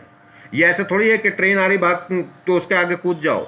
रीजन आपको पता है कि क्या हो जाओगे आप, अगर ट्रेन के आगे कूद गए तो अनस्टेबल हो जाओगे, या किसी गड्ढे में कूद गए तो अनस्टेबल हो जाओगे, किसी चोटी पे से कूद गए तो अनस्टेबल। तो वैसे इसे भी पता है कि अगर हमने पेंटाहाइलाइड बनाई तो यह क्या हो जाएंगे, अनस्टेबल हो जाएंगे। तो क्या हो गया, क्लाउडिंग की वजह से क्या हो गई, एक तो ये क्या है, एंटी बॉन्डिंग तक एंटी बॉन्डिंग पे क्या हो जाएगी, हिंड्रेंस क्रिएट हो जाएगी, क्राउडिंग क्रिएट हो जाएगी। दूसरी बात, अगर हो भी गई तो ट्रांजिशन स्टेट जो बनेगी उसमें क्या हो जाएगा, स्टेरिक क्राउडिंग हो जाएगी। तो एंटी बॉन्डिंग मॉलिक्यूलर ऑर्बिटल पे भी स्टेरिक क्राउडिंग हो जाएगी, स्टेरिक क्राउडिंग, और ट्रांजिशन स्टेट में भी क्या हो जाएगी, स्टेरिक क्राउडिंग। तो ये दोनों ही केस क्या है, दोनों ही पॉइंट क्या कर रहे हैं, SN2 रिएक्शन को अलाउ नहीं कर रहे हैं। ये देखिए अब क्या है, इस जिस कार्बन पे Br लगा उस पे ग्रुप, उस पे 2 H हैं, 2 ग्रुप, 2 एटम तो स्मॉल है, मगर एक ग्रुप अकेला बहुत बड़ा लग गया। ये अकेला क्या लग गया, टर्सरी ब्यूटाइल लग गया, तो न्यू पेंटाइल हैलाइड कहलाता है ये। देखिए एक कार्बन पे ये क्या हो गया, न्यू ग्रुप बन गया इसमें। ये कैसा ग्रुप बन गया, न्यू ग्रुप। न्यू ग्रुप के लिए कम से कम कितने कार्बन चाहिए, 5, तो ये न्यू ग्रुप हो गया, ये कहलाएगा न्यू पेंटाइल हैलाइड। चलिए, न्यू मतलब न्यू ग्रुप है, पेंटाइल मतलब 5 कार्बन है, और हैलाइड मतलब हैलोजन है। तो ये क्या हो गया, ग्रुप 1 लगा है मगर बहुत बल्कि ग्रुप है ये। तो ये क्या करेगा, ये ग्रुप बहुत बल्कि ग्रुप हो गया, तो इसमें क्या होगा, जब स्ट्रिक ये क्या होगा, इसमें देखिए, इसमें एंटी बॉन्डिंग पे तो क्राउडिंग नहीं होगी, क्योंकि इस कारण पे एक तो ये लगा होगा ग्रुप R, 2 लगे होंगे H, तो इन दोनों H के बीच से न्यूक्लियोफाइल जाके लग सकता है। तो इस कारण पे 2 H, इन दोनों H के बीच से जाके न्यूक्लियोफाइल लग सकता है। तो न्यूक्लियोफाइल को एंटी बॉन्डिंग मॉलिक्यूलर ऑर्बिटल तक जाने में तो दिक्कत नहीं होगी, मगर जब न्यूक्लियोफाइल इस पर अटैक करेगा तो उसके बाद जब ये ट्रांजिशन स्टेट बनेगी और ट्रांजिशन स्टेट में पेंटाहाइलाइड कार्बन बनेगा, तो वहां पे क्या है, ये 4 ग्रुप तो होंगे ही, साथ में ये जो ग्रुप है ये बहुत बड़ा ग्रुप है, ये टर्सरी बल्कि ग्रुप कहलाता है, ये टर्सरी ब्यूटाइल वाला जो ग्रुप है। तो ये बल्कि ग्रुप है, ये क्या कर देगा, इस यहाँ पे क्राउडिंग क्रिएट कर देगा किसमें, ट्रांजिशन स्टेट में, जिससे ये हाईली अनस्टेबल हो जाएगी, और हाईली अनस्टेबल होगी तो ये बनेगी नहीं, और बनेगी नहीं तो प्रोसेस यहीं रुक जाएगा, SN2 रिएक्शन नहीं चलेगी आगे। नेक्स्ट देखिए, एक ये हो जाए, अगर हमारे पास ये कोई ये इस टाइप से बाईसाइक्लो कंपाउंड है। बाईसाइक्लो कंपाउंड के ब्रिजिंग कार्बन पे हमने क्या लगी है, हेलोजन। तो यहां से ये क्या है, ये Br अब ये SN2 रिएक्शन नहीं दिखाएगी। क्यों नहीं दिखाएगी, तो सुनिए, तो ये दोनों तो क्लियर हो गई, SN2 नहीं दिखाएंगे, ये SN2 नहीं दिखाएगा। क्यों, अभी पहली बात तो ये क्या है, इसमें ये देखिए तीन ग्रुप, तीनों ग्रुप बड़े हैं, इधर भी कार्बन चेन है, इधर भी एक पूरी कार्बन चेन है, इधर भी कार्बन चेन है। तो एक तो बल्कि ग्रुप हो गया, तो क्या होगा, ये एंटी बॉन्डिंग क्या हो जाएगी, क्राउडिंग हो जाएगी। दूसरी बात, जैसी क्या होगा, जब ट्रांजिशन स्टेट बनती है, जब ट्रांजिशन स्टेट बनती है तो इस कार्बन पे ये कार्बन हो जाता है पेंटावेलेंट। पेंटावेलेंट की शेप हो जाती है ट्रीगोनल बाइपिरामिडल। तो वहां से तो दिक्कत नहीं है, मगर रियल में इसकी हाइब्रिडेशन कितनी हो जाती है, sp2। और ब्रिज हेड कार्बन कभी भी sp2 हाइब्रिडाइज नहीं होता बेंडिक्स रूल के अकॉर्डिंग। ये हमेशा क्या रहेगा, sp3 कार्बन। sp2 हो ही नहीं सकता, क्योंकि बहुत ज्यादा अगर sp2 हो गई तो तुरंत एंगल स्ट्रेन आ जाती है। क्योंकि देखिए sp2 का मतलब बॉन्ड एंगल कितना हो जाना चाहिए, 120। और 120 एंगल होने का मतलब क्या है, 120 होने का मतलब ये रिंग टूट जानी। ये 120 एंगल कब हो सकता है, जब ये रिंग टूट जाए। और ये टूट तो सकते नहीं, क्योंकि ये कार्बन एक दूसरे से जुड़े हुए हैं, तो साइकिल ब्रेक तो होगी नहीं। तो क्या हो गया, इसमें बहुत ज्यादा एंगल स्ट्रेन हो जाएगी। क्योंकि जब हाइब्रिडेशन sp2 हो जाएगी तो sp2 चाहेगी कि एंगल 120 करो, और ये 120 एंगल कर नहीं सकते, रिंग है। तो यहाँ पे क्या हो जाएगा, एंगल स्ट्रेन। तो ये कह रहा है वेरिएशन ऑफ ब्रेंडिक्स। एक तो अगर हमने ये क्या कर दी, Br इसमें ट्रांजिशन स्टेट बना दी, तो क्या होगा, इस कार्बन की हाइब्रिडेशन sp2 हो जाएगी, और ब्रिज हेड कार्बन कभी भी sp2 नहीं हो सकता। किसके रूल के अकॉर्डिंग, यानी कि ब्रेडिक्स रूल के अकॉर्डिंग।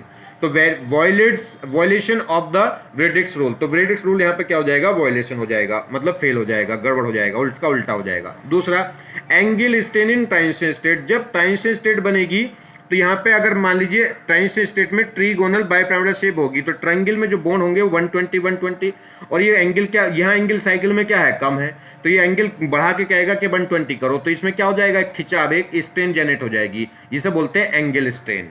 एंगल हाइब्रिडेशन चाहेगी sp2 करो, और इसका एंगल कम है, तो ये लगातार हाइब्रिडेशन चाहिए, इस पे प्रेशर डालेगी कि आप एंगल को बढ़ाओ। तो ये एंगल बढ़ा नहीं सकती, तो क्या होगा, ये इसमें एक एंगल स्ट्रेन डेवलप हो जाएगी, जिससे अनस्टेबिलिटी जनरेट होगी। दूसरा, anti bonding molecular orbital is steric crowding. यहाँ पे ये बल्कि ग्रुप लगे हुए हैं, सब आपस में जुड़े हुए हैं, तो ये क्या हो जाएगी, जो एंटी बॉन्डिंग मोलेकुलर ऑर्बिटल है वो भीड़ में दुबक जाएगी, तो न्यूक्लियोफाइल जल्दी से जाके इस पर अटैक नहीं हो सकता। तो एंटी बॉन्डिंग पे भी स्टेरिक क्राउडिंग हो जाएगी, एंगल स्ट्रेन जनरेट हो जाएगी जैसी ट्रांजिशन स्टेट बनेगी। और अगर ये Br अगर यहाँ पे ट्रांजिशन स्टेट बनी तो ब्रिज हेड कार्बन की हाइब्रिडेशन sp2 हो जाएगी, जो इम्पॉसिबल बात है। तो इसलिए ये SN2 रिएक्शन नहीं दिखाएगा। तो देखिए, अगर हम बात करें तो इसमें क्या था, अब नेक्स्ट एग्जांपल देखिए, ये साइक्लोप्रोपेन पे Br लग जाए तो ये भी SN2 रिएक्शन नहीं दिखाएगी। रीजन क्या है, रीजन ये है कि जैसे क्या होगा, इसमें न्यूक्लियोफाइल अटैक करेगा इस एंटी बॉन्डिंग मोलेकुलर ऑर्बिटल पे, तो क्या बनेगी, एक ट्रांजिशन स्टेट। देखिए इस पे क्या होगा, एक H लगा होता है, तो एक H और एक ये साइकिल और एक ये Br और एक दूसरा न्यूक्लियोफाइल। तो जैसे यहाँ पे क्या बनेगा, ये पेंटा ट्रांजिशन स्टेट बनेगी, और ट्रांजिशन स्टेट में जो कार्बन है वो पेंटावेलेंट है, और इसकी शेप क्या होगी, ट्रायंगल। ये एक ट्रायंगल बनेगा, और ट्रायंगल के एक ऊपर पिरामिड, एक नीचे। तो यहाँ पे ट्रायंगल बाइपिरामिडल कहना चाहेगी कि यहाँ एंगल कितना हो, 120, क्योंकि ट्रायंगल के एंगल कितना होगा, 120 120 120। तो ये चाहेगी कि यहाँ पे एंगल कितना हो, 120, जबकि साइक्लोप्रोपेन में एंगल होता कितना है, 60। तो एंगल साइक्लोप्रोपेन में 60 है, और ये ट्रांजिशन स्टेट का जो पेंटावेलेंट कार्बन है वो कहलाएगा कि यहाँ ट्रायंगल पे वो क्या बनाएगा, बेस क्या बनाएगा, ट्रायंगल। तो ट्रायंगल पे एंगल कितना आएगा, 120, और वो कहेगा इससे कि 120 एंगल करने के लिए कहेगा, और इसका एंगल कितना है, 60। तो इसमें लगातार एक खिंचाव हो जाएगा, जो एंगल को बढ़ा के 60 से बढ़ा के 120 करना चाहेगा, और 120 तो होगा नहीं, तो इसमें लगातार क्या हो जाएगी, एक एंगल स्ट्रेन जनरेट हो जाएगी, मतलब साइकिल को तोड़ने की कोशिश करेगी, और साइकिल टूटेगी तो हाईली अनस्टेबल हो जाएगा। तो क्या होगा, इसमें एक स्ट्रेन जनरेट डेवलप हो जाएगी, किसकी वजह से, एंगल स्ट्रेन की वजह से। तो क्या हो गया, एंगल स्ट्रेन डेवलप हो जाएगी किसमें, ट्रांजिशन स्टेट में, किसके अंदर, साइक्लोप्रोपेन के अंदर, क्योंकि साइक्लोप्रोपेन का एंगल है 60, और जबकि अगर जब ये क्या होगा, ट्रांजिशन स्टेट में जब पेंटावेलेंट कार्बन बनेगा तो उसकी शेप होगी ट्रायंगल बाइपिरामिडल, और ट्रायंगल बाइपिरामिडल में ट्रायंगल पे एंगल कितना होगा, 120। तो यहाँ के एंगल को 120 120 120 करना चाहेगा, जबकि ये एंगल है कितना, 60। तो ये केस में हो जाएगा, इसमें एक एंगल स्ट्रेन डेवलप हो जाएगी। तो ट्रांजिशन स्टेट में क्या होगा, एंगल स्ट्रेन डेवलप होगी, तो इसलिए वो हाईली अनस्टेबल हो जाएगी, तो वो नहीं बन पाएगी, और नहीं बन पाएगी तो इसमें भी SN2 रिएक्शन नहीं चल पाएगी। क्लियर होगी बात। नेक्स्ट, ये है एराइल हैलाइड। एराइल हैलाइड क्या होती है, डायरेक्ट बेंजीन पे हेलोजन जोड़ी हो। तो इस केस में भी SN2 रिएक्शन नहीं होगी। क्यों नहीं होगी सुनिए, ये Cl है, Cl पे क्या होगा, हेलोजन पे क्या होगा, लोन पेयर। इसका लोन पेयर देखिए, लोन पेयर सिंगल डबल, तो इस हेलोजन का जो लोन पेयर है वो बेंजीन के साथ कॉन्जुगेशन में है, तो ये अपना इलेक्ट्रॉन इसको डोनेट करेगा तो ये क्या होगा, इसका लोन पेयर इसके साथ डीलोकलाइज हो जाएगा बेंजीन के साथ, तो जो डबल बॉन्ड की पॉलरिटी वो सब जगह घूम जाएगी। तो यहाँ पे क्या होगा, एक्चुअल में कार्बन और Cl के बीच में सिंगल बॉन्ड नहीं डबल बॉन्ड हो जाएगा, हल्की सी डबल बॉन्ड की पॉलरिटी आ जाएगी, और जब डबल बॉन्ड की पॉलरिटी आ जाएगी तो अब इस लीविंग ग्रुप को निकालना मुश्किल है, क्योंकि अब ये सिंगल बॉन्ड से नहीं डबल बॉन्ड से जुड़ गया। तो जैसे जैसे डबल बॉन्ड की पॉलरिटी बढ़ती जाएगी तो यहाँ पे बॉन्ड ऑर्डर बढ़ता जाएगा, बॉन्ड ऑर्डर बढ़ता जाएगा तो स्ट्रॉन्ग बॉन्ड बनेगा, और स्ट्रॉन्ग बॉन्ड बनेगा तो बॉन्ड एनर्जी बढ़ जाएगी। अब ये Cl- जल्दी से रिमूव नहीं होगी, और ये रिमूव नहीं होगी तो SN2 रिएक्शन क्या हो जाएगी, स्टॉप। तो लीविंग ग्रुप इज रेजोनेंस, जो लीविंग ग्रुप है वो रेजोनेंस स्टेबलाइज, वो रेजोनेंस में आ जाएगा किसके साथ, फिनाइल रिंग के साथ, जिससे क्या होगा, पार्शियल डबल बॉन्ड करेक्टर, ये partial double bond character generate हो जाएगा C और Cl के बीच में, और तो क्या होगा, पार्शियल डबल बॉन्ड करेक्टर होगा तो ये बॉन्ड स्ट्रॉन्ग हो जाएगा, जल्दी से टूटेगा नहीं। पहला रीजन तो ये। दूसरा रीजन क्या है, यहाँ पे साइकिल के अंदर दुबक गई होगी कौन, एंटी बॉन्डिंग, तो एंटी बॉन्डिंग में क्राउडिंग भी हो जाएगी, मतलब न्यूक्लियोफाइल आसानी से जाकर नहीं जुड़ सकता, क्योंकि देखिए अगर ये अलग अलग एड ग्रुप होते तो जब न्यूक्लियोफाइल आता तो उनको हो सकता था थोड़ा सा रिपेल करके फैला देता, मगर अब तो ये साइकिल से बंधे हुए हैं, साइकिल से बंधे हैं तो यहाँ भीड़ तो होगी, ठीक है। तो क्या हो गया, तो एंटी बॉन्डिंग मोलिकुलर ऑर्बिटल पे क्या हो जाएगी, क्राउडिंग पे हो जाएगी। तो साइक्लिक कंपाउंड में क्राउडिंग तो हो ही जाती है एंटी बॉन्डिंग पे, तो एक तो एंटी बॉन्डिंग पे क्राउडिंग भी होगी, और मेन रीजन क्या है कि C और Cl के बीच में पार्शियली डबल बॉन्ड जनरेट हो जाएगा, किसकी वजह से, रेजोनेंस की वजह से, और partially character double bond character बढ़ेगा तो बॉन्ड एनर्जी बढ़ जाएगी, बॉन्ड एनर्जी बढ़ जाएगी तो लिविंग टेंडेंसी क्या है, घट जाएगी, और लिविंग टेंडेंसी घटेगी तो अब ये SN2 रिएक्शन नहीं दिखा पाएगा, ये जल्दी से लीव नहीं हो पाएगा, कह सकते हैं न्यूक्लियोफाइल इसको रिप्लेस नहीं कर सकता। सेम कहानी विनाइल हैलाइड, विनाइल क्या कहलाते हैं, डबल बॉन्डेड जो कार्बन है ये कहलाते हैं विनाइल कार्बन, इन पर लगने वाली हेलोजन क्या कहलाएगी, विनाइल हैलाइड, और इसमें भी जो हेलोजन का लोन पेयर है उस डबल बॉन्ड के साथ कॉन्जुगेशन में देख लीजिए, लोन पेयर सिंगल डबल, तो ये कॉन्जुगेशन में अगर आ गया मतलब हेलोजन, अगर हेलोजन डबल बॉन्ड के साथ कॉन्जुगेशन में है, या कह सकते हैं डबल बॉन्डेड कार्बन से जुड़ने वाली हेलोजन प्रेजेंट है, देखिए इसमें भी डबल बॉन्ड कार्बन से जुड़ने वाली हेलोजन थी, यहाँ भी डबल बॉन्ड कार्बन से जुड़ने वाली हेलोजन प्रेजेंट है, तो अगर डबल बॉन्ड कार्बन से जुड़ने वाली हेलोजन प्रेजेंट है तो वो क्या होगा, उसका लोन पेयर डबल बॉन्ड के साथ कॉन्जुगेशन में आएगा, जिससे यहाँ पे क्या हो जाएगी, पार्शियली डबल बॉन्ड करेक्टर, और पार्शियली डबल बॉन्ड करेक्टर आएगा तो ये लिविंग ग्रुप जल्दी से निकल नहीं पाएगा। अब क्योंकि डबल बॉन्ड करेक्टर, अगर partial double bond character generate होगा तो बॉन्ड एनर्जी बढ़ जाएगी, और बॉन्ड एनर्जी बढ़ जाएगी तो क्या होगा, लिविंग ग्रुप की टेंडेंसी घट जाएगी। तो leaving group is resonance, leaving group resonance में आ गया, तो रेजोनेंस में आएगा उससे पार्शियली डबल बॉन्ड करेक्टर आ जाएगा, जिससे क्या होगी, बॉन्ड एनर्जी बढ़ जाएगी, तो रिएक्टिविटी क्या हो जाएगी इसकी, कम। जब पार्शियल डबल बॉन्ड करेक्टर बढ़ेगा तो बॉन्ड एनर्जी बढ़ेगी, जिससे क्या है, लिविंग टेंडेंसी घट जाएगी, या कह सकते हैं रिएक्टिविटी इस कंपाउंड की कम हो जाएगी, तो ये SN2 रिएक्शन नहीं दिखाएगा। यहाँ देखिए, यहाँ पे फ्लोरीन है और सिंगल बॉन्डेड है, कोई रेजोनेंस में नहीं, कोई स्टेक हिंड्रेंस भी नहीं, कोई क्राउडिंग भी नहीं है, और कोई एंगल स्ट्रेन भी नहीं है, एंटी बॉन्डिंग पे कोई क्राउडिंग भी नहीं है, कोई क्या होगा, स्टेक हिंड्रेंस भी नहीं, कुछ भी नहीं है, सब कुछ बिल्कुल फिट है, कोई पार्शियल डबल बॉन्ड करेक्टर भी नहीं है, कोई एंगल स्ट्रेन भी नहीं है, कोई क्राउडिंग भी नहीं है, फिर भी ये SN2 रिएक्शन नहीं दिखाएगा। रीजन क्या है, फ्लोरीन है।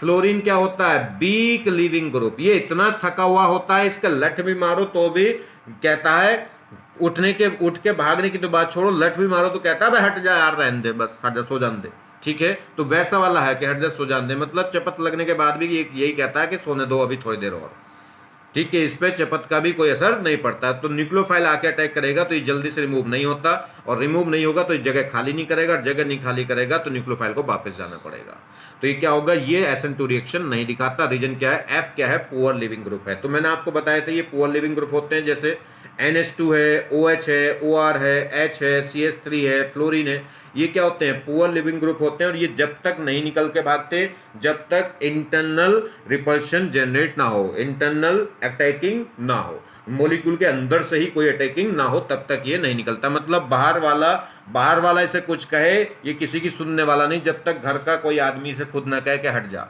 ठीक है, तब तक ये हटता नहीं है। चलिए, तो ये weak leaving, poor leaving group की वजह से ये SN2 रिएक्शन नहीं दिखाएगा। चलिए नेक्स्ट देखिए, क्वेश्चन है, कुछ क्वेश्चन देख लेते हैं। कह रहा है complete the following reaction, in reaction को कंप्लीट करना है, इनको प्रोडक्ट बनाना है। तो देखिए, ये हमारे पास फिनाइल रिंग है, एक Br क्या है, डायरेक्ट फिनाइल रिंग से जुड़ी है, और एक Br डायरेक्ट फिनाइल रिंग से नहीं जुड़ी, बीच में CH2 है। तो डायरेक्ट फिनाइल रिंग से जो जुड़ी है उसमें तो क्या होगा, इस ये Br का जो लोन पेयर है इस बेंजीन के साथ कॉन्जुगेशन में आएगा, जिससे पार्सली डबल बॉन्ड कैरेक्टर बना लेगा, तो वो आसानी से रिमूव नहीं होगी। मगर ये Br इसके साथ कॉन्जुगेशन में नहीं होगी क्योंकि बीच में CH2 है, तो ये आराम से क्या हो सकती है, रिमूव। क्लियर होगी बात। तो इस केस में अगर हम क्या करेंगे, ये हमने कोई न्यूक्लियोफाइल डाल दिया जैसे KSH, तो K आएगा प्लस और SH आएगा माइनस। ये माइनस न्यूक्लियोफाइल इस डबल बॉन्ड कार्बन से या कह सकते हैं बेंजीन से डायरेक्ट जुड़ने वाली हेलोजन को तो रिमूव नहीं कर सकता क्योंकि इस पे पार्सली डबल बॉन्ड कैरेक्टर होता है और साथ में जो एंटी बॉन्डिंग मोलकुलर ऑर्बिटल होती है उस पर स्ट्रिक हिंड्रेंस भी होगी रिंग की वजह से। तो इस पे तो अटैकिंग होगी नहीं, किस पे अटैक हो जाएगी, इस पे। तो यहाँ का Br निकल के SH लग जाएगा। क्लियर होगी बात समझ में।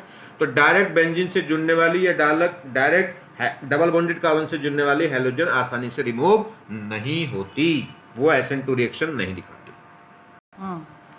तो अगर एराइल पोजीशन है, मतलब डायरेक्ट बेंजीन से जुड़ने वाली हेलोजन है, तो रिमूव नहीं होगी। मगर बेंजाइल है, बेंजाइल क्या होता है, बेंजीन से जस्ट आगे क्या लग जाए CH2 और उस पर जाके क्या लगे, Br लगे, तो वो रिमूव हो जाती है। यहाँ देखिए ये रिएक्शन कंप्लीट करिए, न्यूक्लियोफाइल इस पर अटैक करेगा, एक न्यूक्लियोफिलिक सब्स्टिट्यूशन है, तो इस Br को निकालूं कि Cl को, तो Br Cl में से बेटर लिविंग ग्रुप तो बाद में देखो, पहले ये देखो निकलने की नेचर टेंडेंसी में है कौन। अगर ये डबल बॉन्ड ना होता, ये डबल बॉन्ड ना होता तो Br निकल कर भागती, क्योंकि Br बेटर लिविंग ग्रुप है Cl माइनस से, मगर यहाँ डबल बॉन्ड है। तो देखिए अब ये जो Br है डबल बॉन्डेड कार्बन पर अटैच है, और डबल बॉन्डेड कार्बन पर अटैच है तो ये Br रेजोनेंस में आ जाएगी, रेजोनेंस में आएगी तो यहाँ पार्ट से डबल बॉन्ड करेक्टर होगा, ये आसानी से रिमूव नहीं होगी। तो ध्यान रखिए डबल बॉन्डेड कार्बन से जुड़ने वाली हेलोजन रिमूव नहीं होगी।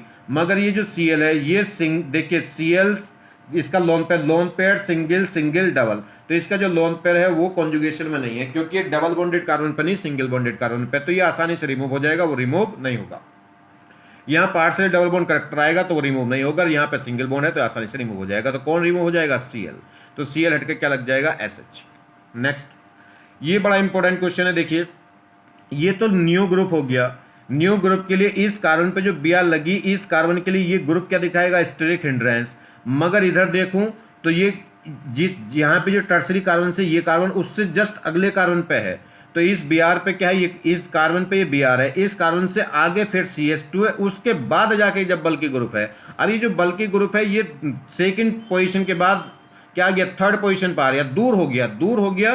तो देखिए जैसे मान लो यहाँ सेंटर है, इस सेंटर से ये जस्ट पास में बल्कि ग्रुप लग जाए तो रोक देगा, और ये बल्कि ग्रुप थोड़ा दूर जाके लगे तो कुछ नहीं कर पाएगा इसका। आगे बात समझ में नहीं। तो इधर से देखूंगा तो बल्कि ग्रुप पास है, देखिए जस्ट जिस कार्बन पे Br लगी उससे अगले पे ये पूरा बल्कि इसी जिस कार्बन पे Br लगी है, देखिए Br इस कार्बन पे लगी है और जिस कार्बन पे Br लगी उसी कार्बन पे ये बल्कि ग्रुप उसी कार्बन पे लगा है। इसमें Br जिस कार्बन पे लगी उस कार्बन पे बल्कि ग्रुप नहीं है, बल्कि उससे अगले कार्बन पे बल्कि ग्रुप है। आगे बात समझ में। तो इधर से ये Br रिमूव हो सकती है, वो Br रिमूव नहीं होगी स्टेरिक हिंड्रेंस की वजह से। इसमें SN2 नहीं होगी क्योंकि बैक साइड से अटैकिंग नहीं हो सकती, और दूसरी बात ट्रांजिशन स्टेट नहीं बन सकती क्योंकि बल्कि ग्रुप आ रहा है, जिस कार्बन पे हेलोजन लग रही है उस कार्बन पे बल्कि ग्रुप लगा है। इधर हो सकती है क्योंकि जिस कार्बन पे Br लगा है उस पे बल्कि ग्रुप नहीं, बल्कि उससे अगले कार्बन पे बल्कि ग्रुप है। आगे बात समझ में। तो ये वाली Br निकल जाएगी, ये नहीं। तो ये SN2 नहीं दिखा सकती मगर वो SN2 दिखा देगी, तो यहां से Br निकल के क्या लग जाएगा, SH। क्लियर हो गई बात।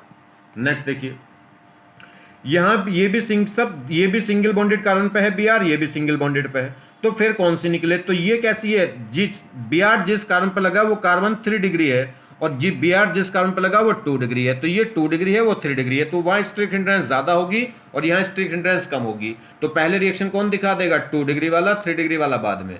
तो 3 डिग्री पे स्ट्रिक हिंड्रेंस ज्यादा होती है तो इसलिए SN2 वहां स्लो हो जाती है। तो 1 डिग्री में SN2 सबसे ज्यादा SN2 किस में थी, CH3 में, उसके बाद 1 डिग्री में, उससे कम 2 डिग्री में, उससे सबसे कम 3 डिग्री में। तो किस पे हो जाएगी रिएक्शन। तो ये अगर 1 इक्विवेलेंट कह रहा है तो क्या होगा, 1 इक्विवेलेंट अगर उसने कहा है तो क्या होगा, एक ही बार रिएक्शन होनी। तो एक बार कहाँ होगी, जो सबसे बढ़िया पोजीशन है, और सबसे बढ़िया पोजीशन क्या होगी, 2 डिग्री बढ़िया पोजीशन होगी किससे, 3 डिग्री से। तो ये वाली Br निकल के ऐसे लग जाएगा। ये देखिए CH3ONA मतलब सोडियम मिथॉक्साइड हो गया ये। तो इसमें क्या होगा, ये Na+, तो ये OCH3 माइनस लिविंग ग्रुप है, और 1 मोल का मतलब रिएक्शन एक बार होनी है।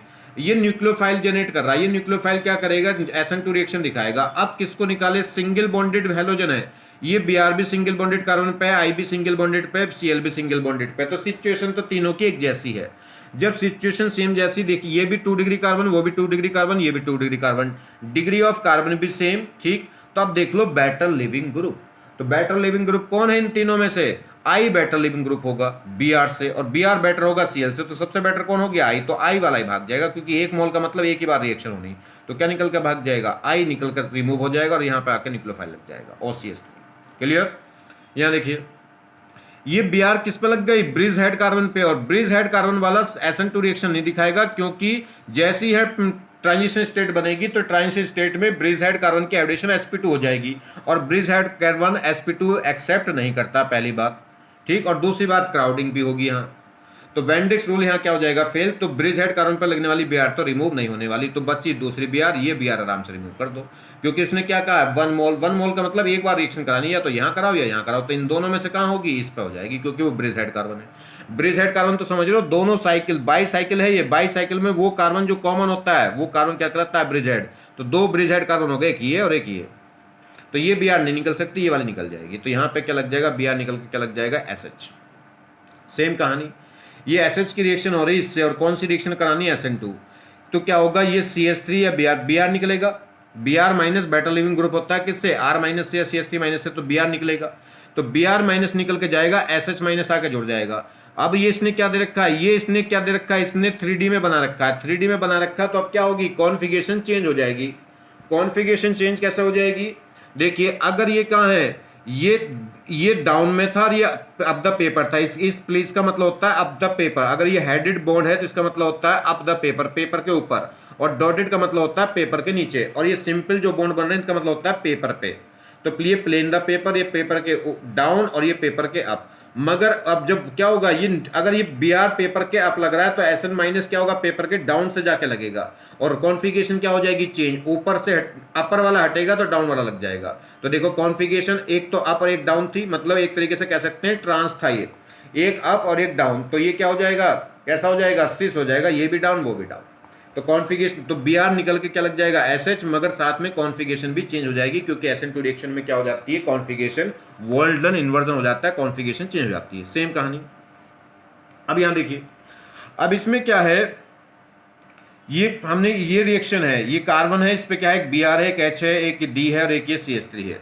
हमने KS की रिएक्शन करा दी, और कौन सी रिएक्शन करा रहे हैं, SN2, तो पूछा प्रोडक्ट बताइए, तो ये क्या होगा, यहाँ से SH माइनस न्यूक्लियोफाइल जनरेट होगा, और वो क्या करेगा, Br माइनस को लेकर भाग जाएगा। Br माइनस को क्यों लेकर भाग रहा भैया, CH3 माइनस को लेकर क्यों नहीं भाग रहा, D माइनस को लेकर क्यों नहीं भाग रहा, H माइनस क्यों नहीं लेकर भाग रहा, तो SH माइनस इस क्या है, Br minus better leaving group है किससे, H माइनस से या CH3 माइनस से, D से, तो इसलिए Br निकलेगा, और वैसे भी ये मोर इलेक्ट्रोनेगेटिव था, इस पे माइनस जनरेट होगा बाकी औरों से ज्यादा, तो ये Br निकलेगा, Br निकल के SH लगा दो, तो आप तो पहले क्या करो, Br निकाल के SH लगा लो।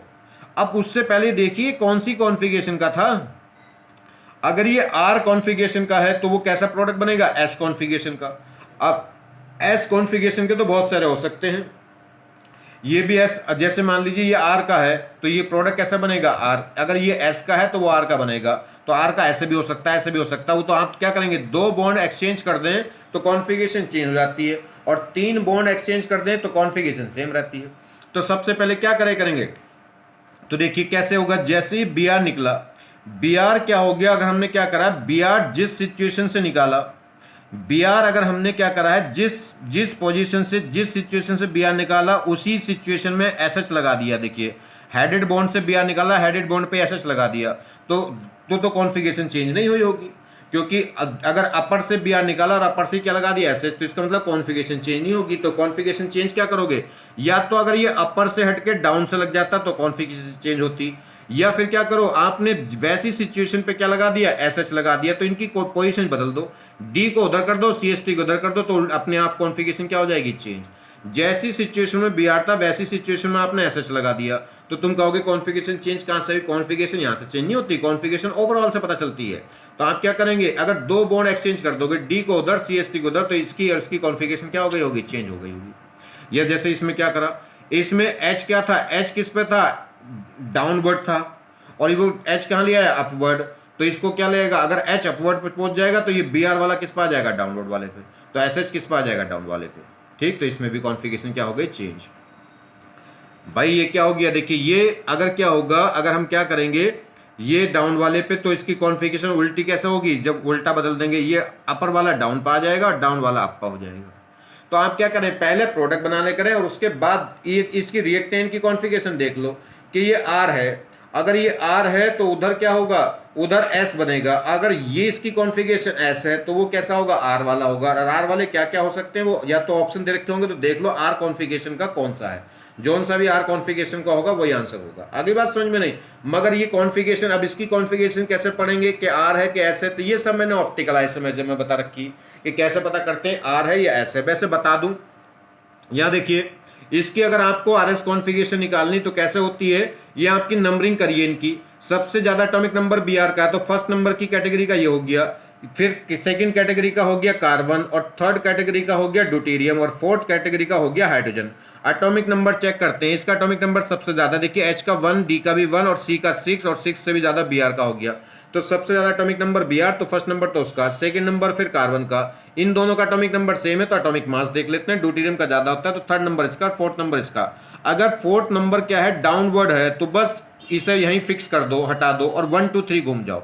अगर फोर्थ नंबर डॉटेड लाइन पे आ रहा है तो इससे बस यहीं पे ब्लॉक कर दो इसको और 1 2 3 घूम जाओ। और 1 2 3 ऐसे घूम गए तो कैसे घूम गए, ये 1 से 2 2 से 3, तो ये कैसा घूम गया, एंटी क्लॉकवाइज। और एंटी क्लॉकवाइज घूम गए तो क्या होगा, एस, और एस होगा तो प्रोडक्ट कैसा बनना चाहिए, आर का। यहां देख लो इसकी कॉन्फ़िगरेशन कैसे पता करेंगे। अगर आप देखिए यहाँ पे ये फर्स्ट नंबर है क्योंकि एस का एटॉमिक नंबर सबसे ज्यादा होगा, तो 1 नंबर ये हो गया, 2 ये हो गया, 3 हो गया, 4 ये हो गया। अब इस फोर्थ नंबर क्या है, फोर्थ नंबर इस डॉटेड लाइन पर नहीं आ रहा, तो फोर्थ नंबर को या तो डॉटेड पर लाओ और उसके बाद कॉन्फ़िगरेशन देखो, या भी यहीं ब्लॉक कर दो फोर्थ को। अब कॉन्फ़िगरेशन देखिए, 1 से कहां जाएंगे 2, 2 से कहां जाएंगे 3, ये कैसा आ रहा, एंटी क्लॉकवाइज। एंटी क्लॉकवाइज का मतलब एस, मगर हमने एच को किस पे करा है, एच को हमने किस पे रहने दिया, एच को हम डॉटेड पे नहीं लाए। अगर डॉटेड पे लाते तो जो कॉन्फ़िगरेशन आती रियल में वही होती। अब हम एच को डॉटेड पे लाए नहीं, बगैर डॉटेड पे लाए हमने क्या कर दिया, कॉन्फ़िगरेशन निकाल लिया। तो एच को बगैर डॉटेड पे लाए जो कॉन्फ़िगरेशन आएगी उसकी उल्टी होगी। तो ये कैसी आ रही, एस, एस आ रही तो ये क्या होगी, आर होगी। आगे बात समझ में नहीं, तो ये सब मैंने ऑप्टिकल आइसोमेरिज्म में बताया हुआ है, वहां पे देख लीजिएगा आप। देखिए नेक्स्ट प्रॉब्लम देखें, जैसे हमारे पास ये कंपाउंड है, अगर हम बात करें इसमें, ये कायरल कार्बन है, कायरल कार्बन है। देखिए इस कार्बन पर लगने वाले चारों ग्रुप क्या हैं, डिफरेंट। तो ये जब कायरल कार्बन है तो इसमें क्या होगा, वोल्टेज इन्वर्जन होगा, मतलब ऑप्टिकल आइसोमेरिज्म ये शो करेगा। अब ये केएस के साथ रिएक्शन करा रहा है, कौन सी, SN2, मतलब न्यूक्लियोफाइल जाएगा और बीआर को खींच लाएगा, बेटर लिविंग ग्रुप को। तो क्या होगा, इसमें बीआर निकल के एसएच लग जाएगा। अब बीआर लग के जो एसएच लगेगा वो कैसे होगा, उसकी कॉन्फ़िगरेशन चेंज हो चुकी होगी। तो अब क्या क्या प्रोडक्ट बन सकते हैं, वो ऐसे भी बना के दे सकता है, ऐसे भी ऐसे भी। तो आप ऐसे प्रोडक्ट मत, बस आप पहले तो क्या कर ले करो, पहले तो इसकी कॉन्फ़िगरेशन चेक कर लो। इसकी जो कॉन्फ़िगरेशन होगी उससे उल्टी कॉन्फ़िगरेशन का बनेगा, और उल्टी कॉन्फ़िगरेशन का बहुत सारे आप प्रोडक्ट आपस में क्या हो सकते हैं, ये प्रोजेक्शन हो सकते हैं। ये भी है, जैसे बात करिए इसमें नंबरिंग करिए आप इसकी, इसमें क्या है, ये अगर बात करें फाइनल नंबर बीआर का 1 2 3 4, 1 2 3 4। अगर 4 नंबर हॉरिजॉन्टल लाइन पे आ रहा है तो जो कॉन्फ़िगरेशन आएगी, या तो इस 4 नंबर को वर्टिकल लाइन पे लाओ, और वर्टिकल लाइन पर लाने के बाद जो कॉन्फ़िगरेशन आएगी वही आंसर होगा। वर्टिकल लाइन पे कैसे ला सकते हैं आप, क्या करो, देखिए 2 बॉन्ड को अगर एक्सचेंज करते हैं तो रोटेशन चेंज हो जाती है, 3 बॉन्ड को एक्सचेंज करते हैं तो रोटेशन चेंज नहीं होती।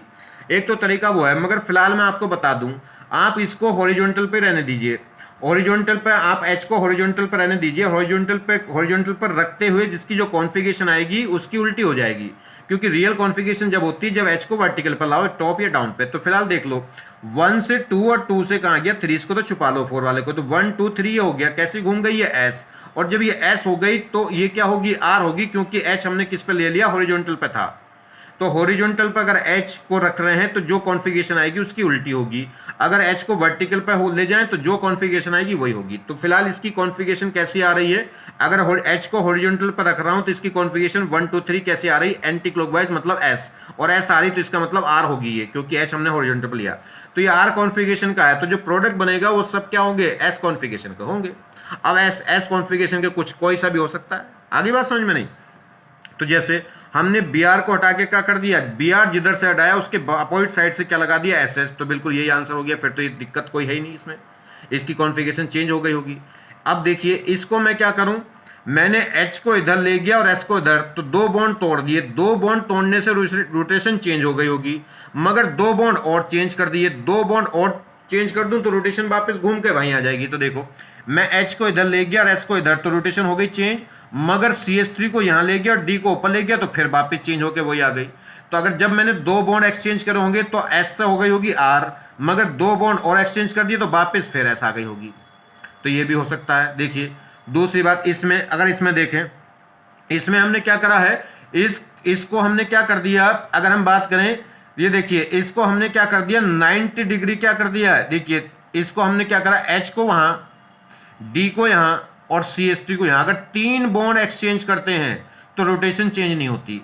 H को वहां ले गए, D को यहां ले आए और CH3 को इधर, तो तीन बॉन्ड ब्रेक एक्सचेंज करके ये प्रोडक्ट बन रहा है। तीन बॉन्ड के एक्सचेंज करने से रोटेशन चेंज नहीं होती। ये भैया आपको यहाँ समझ में नहीं आ रहा होगा इतना, क्योंकि RS कॉन्फ़िगरेशन में ऑप्टिकल आइसोमेरिज्म में बहुत डिटेल से बताई है। आप वहां पे लेक्चर देख लीजिए, जिसको नहीं आती है, ठीक है, वहां समझ में आ जाएगी। यहाँ तो मैंने जस्ट बता दिया। चलिए खैर, फिलहाल क्या है, जैसे हम यहाँ बात करें तो ये क्या होगी, इसमें रिएक्शन हमने क्या कर रही है, 1 मोल रिएक्शन करानी है किसकी, SH, मतलब KSH से हमें क्या मिलेगा, SH न्यूक्लियोफाइल मिलेगा। वो न्यूक्लियोफाइल क्या करेगा, यहाँ पे सब्स्टिट्यूशन रिएक्शन दिखाएगा। यहाँ पे OH भी है, Br भी है और I भी है। तो बेटर लिविंग ग्रुप कौन होगा, OH माइनस से तो बेटर लिविंग ग्रुप कौन होगा, Br या I, और Br और I से बेटर लिविंग ग्रुप कौन होगा, I। तो I निकलेगा, तो जो बेटर लिविंग ग्रुप है वो निकल जाएगा। तो I निकल के क्या लग जाएगा, SH। ठीक है, अब आप तो पहले SH को लगा लिया करो और उसके बाद कॉन्फ़िगरेशन देख लेंगे। फिलहाल जिधर से I निकला होगा उसके अपोजिट साइड से क्या लग गया होगा, SH, ये प्रोडक्ट आ गया होगा। ठीक है, चलिए सेम कहानी यहां पे देखनी। तो इसमें क्या होगा, KSH, देखो मैं इसलिए क्यों कह रहा हूं, क्योंकि वो मान लीजिए आपने सोचा कि हमने जिधर से I निकाला उधर उसके अपोजिट साइड से HS लगा दिया, बात खत्म हो गई। बात नहीं खत्म हुई, उनने कहीं यहां नीचे बदल दिया होगा। तो देखना पड़ेगा सारे को, नीचे वाले पोर्शन तो नहीं चेंज हुए, वो तो वैसे ही रहने चाहिए, तब तो बात सही है।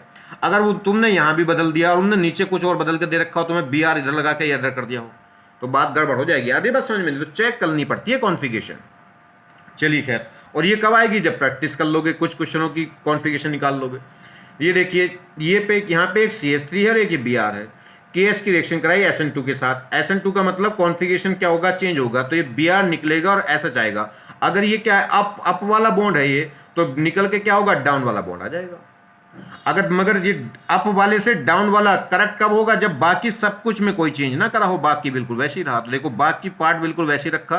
तो अगर ये अप था तो बॉन्ड, तो अगर BR अप से निकलेगा तो SH कहां से आ जाएगा, डाउन से। डाउन मतलब डॉटेड। क्लियर होगी बात। तो इसमें क्या हो गया, SN2 रिएक्शन हो गई, और कैसी हो गई, वॉल्डन इन्वर्जन वाली। क्या ये BR निकल सकता है, बिल्कुल निकल सकता है। क्यों, क्योंकि ये साइक्लोप्रोपेन नहीं है। साइक्लोप्रोपेन के केस में तो कब BR, जब BR डायरेक्ट डबल बॉन्ड से जुड़ी है तो नहीं दिखाएगी। डायरेक्ट BR किससे जुड़ी है, देखिए कोई हैलोजन डायरेक्ट क्या हो जाए, बल्कि ग्रुप से जुड़ जाए। बल्कि ग्रुप मतलब 3 डिग्री से, तो वहां चांसेस कम है। या फिर क्या हो जाए, किससे जुड़ जाए जी, कोई न्यूक्लियो, किससे, टर्सरी ब्यूटाइल हैलाइड जो होगी वो नहीं दिखाएगी। या फिर क्या हो जाए, न्यू वाली हो जाए तो वो नहीं दिखाएगी। ठीक, उसके बाद अगर साइक्लोप्रोपेन हो जाए तो साइक्लोप्रोपेन से जुड़ने वाली BR क्या है, साइक्लोप्रोपेन से जुड़ने वाली हैलोजन क्या दिखाएगी, वो क्या होगी, उस केस में SN2 रिएक्शन नहीं होगी। तो मैंने 3 केस बता दिए अभी। एक तो टर्सरी ब्यूटाइल, एक हो गया न्यू पेंटाइल, एक क्या हो जाए, न्यू पेंटाइल नहीं दिखाएगा मगर न्यू हेक्साइल दिखा सकता है। न्यू हेक्साइल क्यों, क्योंकि जिस कार्बन पे हैलोजन लगी उससे अगले पे बल्कि ग्रुप जाके लगा तो हो सकता है। जिस कार्बन पे हैलोजन लगी उसी पे बल्कि लग जाए तो नहीं दिखाएगा। तो पहला ऑप्शन हो गया जहां जहां SN2 नहीं होगी। एक तो क्या हो गया, जब टर्सरी ब्यूटाइल हो जाए, एक न्यू पेंटाइल हो जाए, एक क्या हो जाए, डबल बॉन्डेड कार्बन से जुड़ने वाली हैलोजन हो, मतलब डायरेक्ट बेंजीन से जुड़ जाए या डायरेक्ट बिनाइल कार्बन से जुड़ जाए। वहां पे एरोमेटिसिटी, वहां पे रेजोनेंस इन्वॉल्व हो जाता है, हैलोजन रेजोनेंस में आ जाएगी, जिससे पार्शियली डबल बॉन्ड कैरेक्टर आता है। दूसरा एक मैंने बताया था साइक्लोप्रोपेन। साइक्लोप्रोपेन पे डायरेक्ट जुड़ने वाली जो हैलोजन है वो नहीं दिखाएगी, वहां पे एंगल स्ट्रेन जनरेट होती है, तो साइक्लोप्रोपेन वाला नहीं होगा। और उसके बाद अगर हम बात करें तो उसके बाद फिर क्या है, फिर मैंने आपको क्या बताया था, फ्लोरीन। फ्लोरीन के केस में फ्लोरीन वीक बैटर क्या हो गया, बहुत ज्यादा वीक लिविंग ग्रुप हो गया, तो उस केस में भी SN2 रिएक्शन नहीं होती। आगे बात समझ में। तो ये कुछ पोर्शन मैंने आपको फिर दोबारा से रिवाइज कर दिए जरा इन बात। तो यहाँ पे साइक्लोप्रोपेन नहीं है, साइक्लोब्यूटेन है। साइक्लोब्यूटेन में एंगल स्ट्रेन तो होती है मगर साइक्लोप्रोपेन से कम होती है, तो उसमें SN2 हो जाएगी। क्लियर होगी बात। तो देखिए, तो ये कह रहा है अगर हम क्या करना है, जब SN2 रिएक्शन कर रहे हैं तो फर्स्ट आप क्या कर लें, पहले आप क्या कर लें, इसे न्यूक्लियोफाइल को अटैक कर लें, then make the inversion according. तो क्या करें, अपने अकॉर्डिंग क्या कर लेंगे, इन्वर्जन फिर चेक कर लेंगे। पहले आप क्या कर लें, प्रोडक्ट बना लिया करें, उसके बाद इन्वर्जन चेक करा करें कि जो भी कॉन्फ़िगरेशन रिएक्टेंट की उससे उल्टी कॉन्फ़िगरेशन का प्रोडक्ट बन सकता है और उसके अलग अलग तरीके से प्रोजेक्शन हो सकते हैं। इसलिए ये भी हो सकता है, ये भी हो सकता है, ये भी हो सकता है, जबकि ये सारे एक ही हैं, देखने में अलग लग रहे हैं, मगर सबकी कॉन्फ़िगरेशन सेम है। तो ये क्या है, ये आइसोमर्स नहीं कहलाएंगे, ये आइडेंटिकल कहलाएंगे एक तरीके से। तो क्या कर लिया करें, पहले प्रोडक्ट बना लिया करें, उसके बाद अपने अकॉर्डिंग ऑप्शन दे रखे होंगे, ऑप्शन में चेक करना है आपको। हाँ, आपको ऑप्शन में नहीं जा रहे हैं, आप 12th एग्जाम में जा रहे हैं, बोर्ड एग्जाम में जा रहे हैं, सब्जेक्टिव पेपर में जा रहे हैं, तो फिर तो कोई दिक्कत नहीं है। आप बी आर इधर से निकालोगे तो एसएच कहाँ लगाना, उल्टा, बस ये प्रोडक्ट बनाना, बात खत्म। प्रोडक्ट बनाना आसान है, छांटने के लिए फिर आपको चेक करना पड़ेगा कि कहाँ आर की एस हो गई, तो एस वाले एक से ज्यादा हो सकते हैं। आ रही बात समझ में नहीं? चलिए, थैंक्स।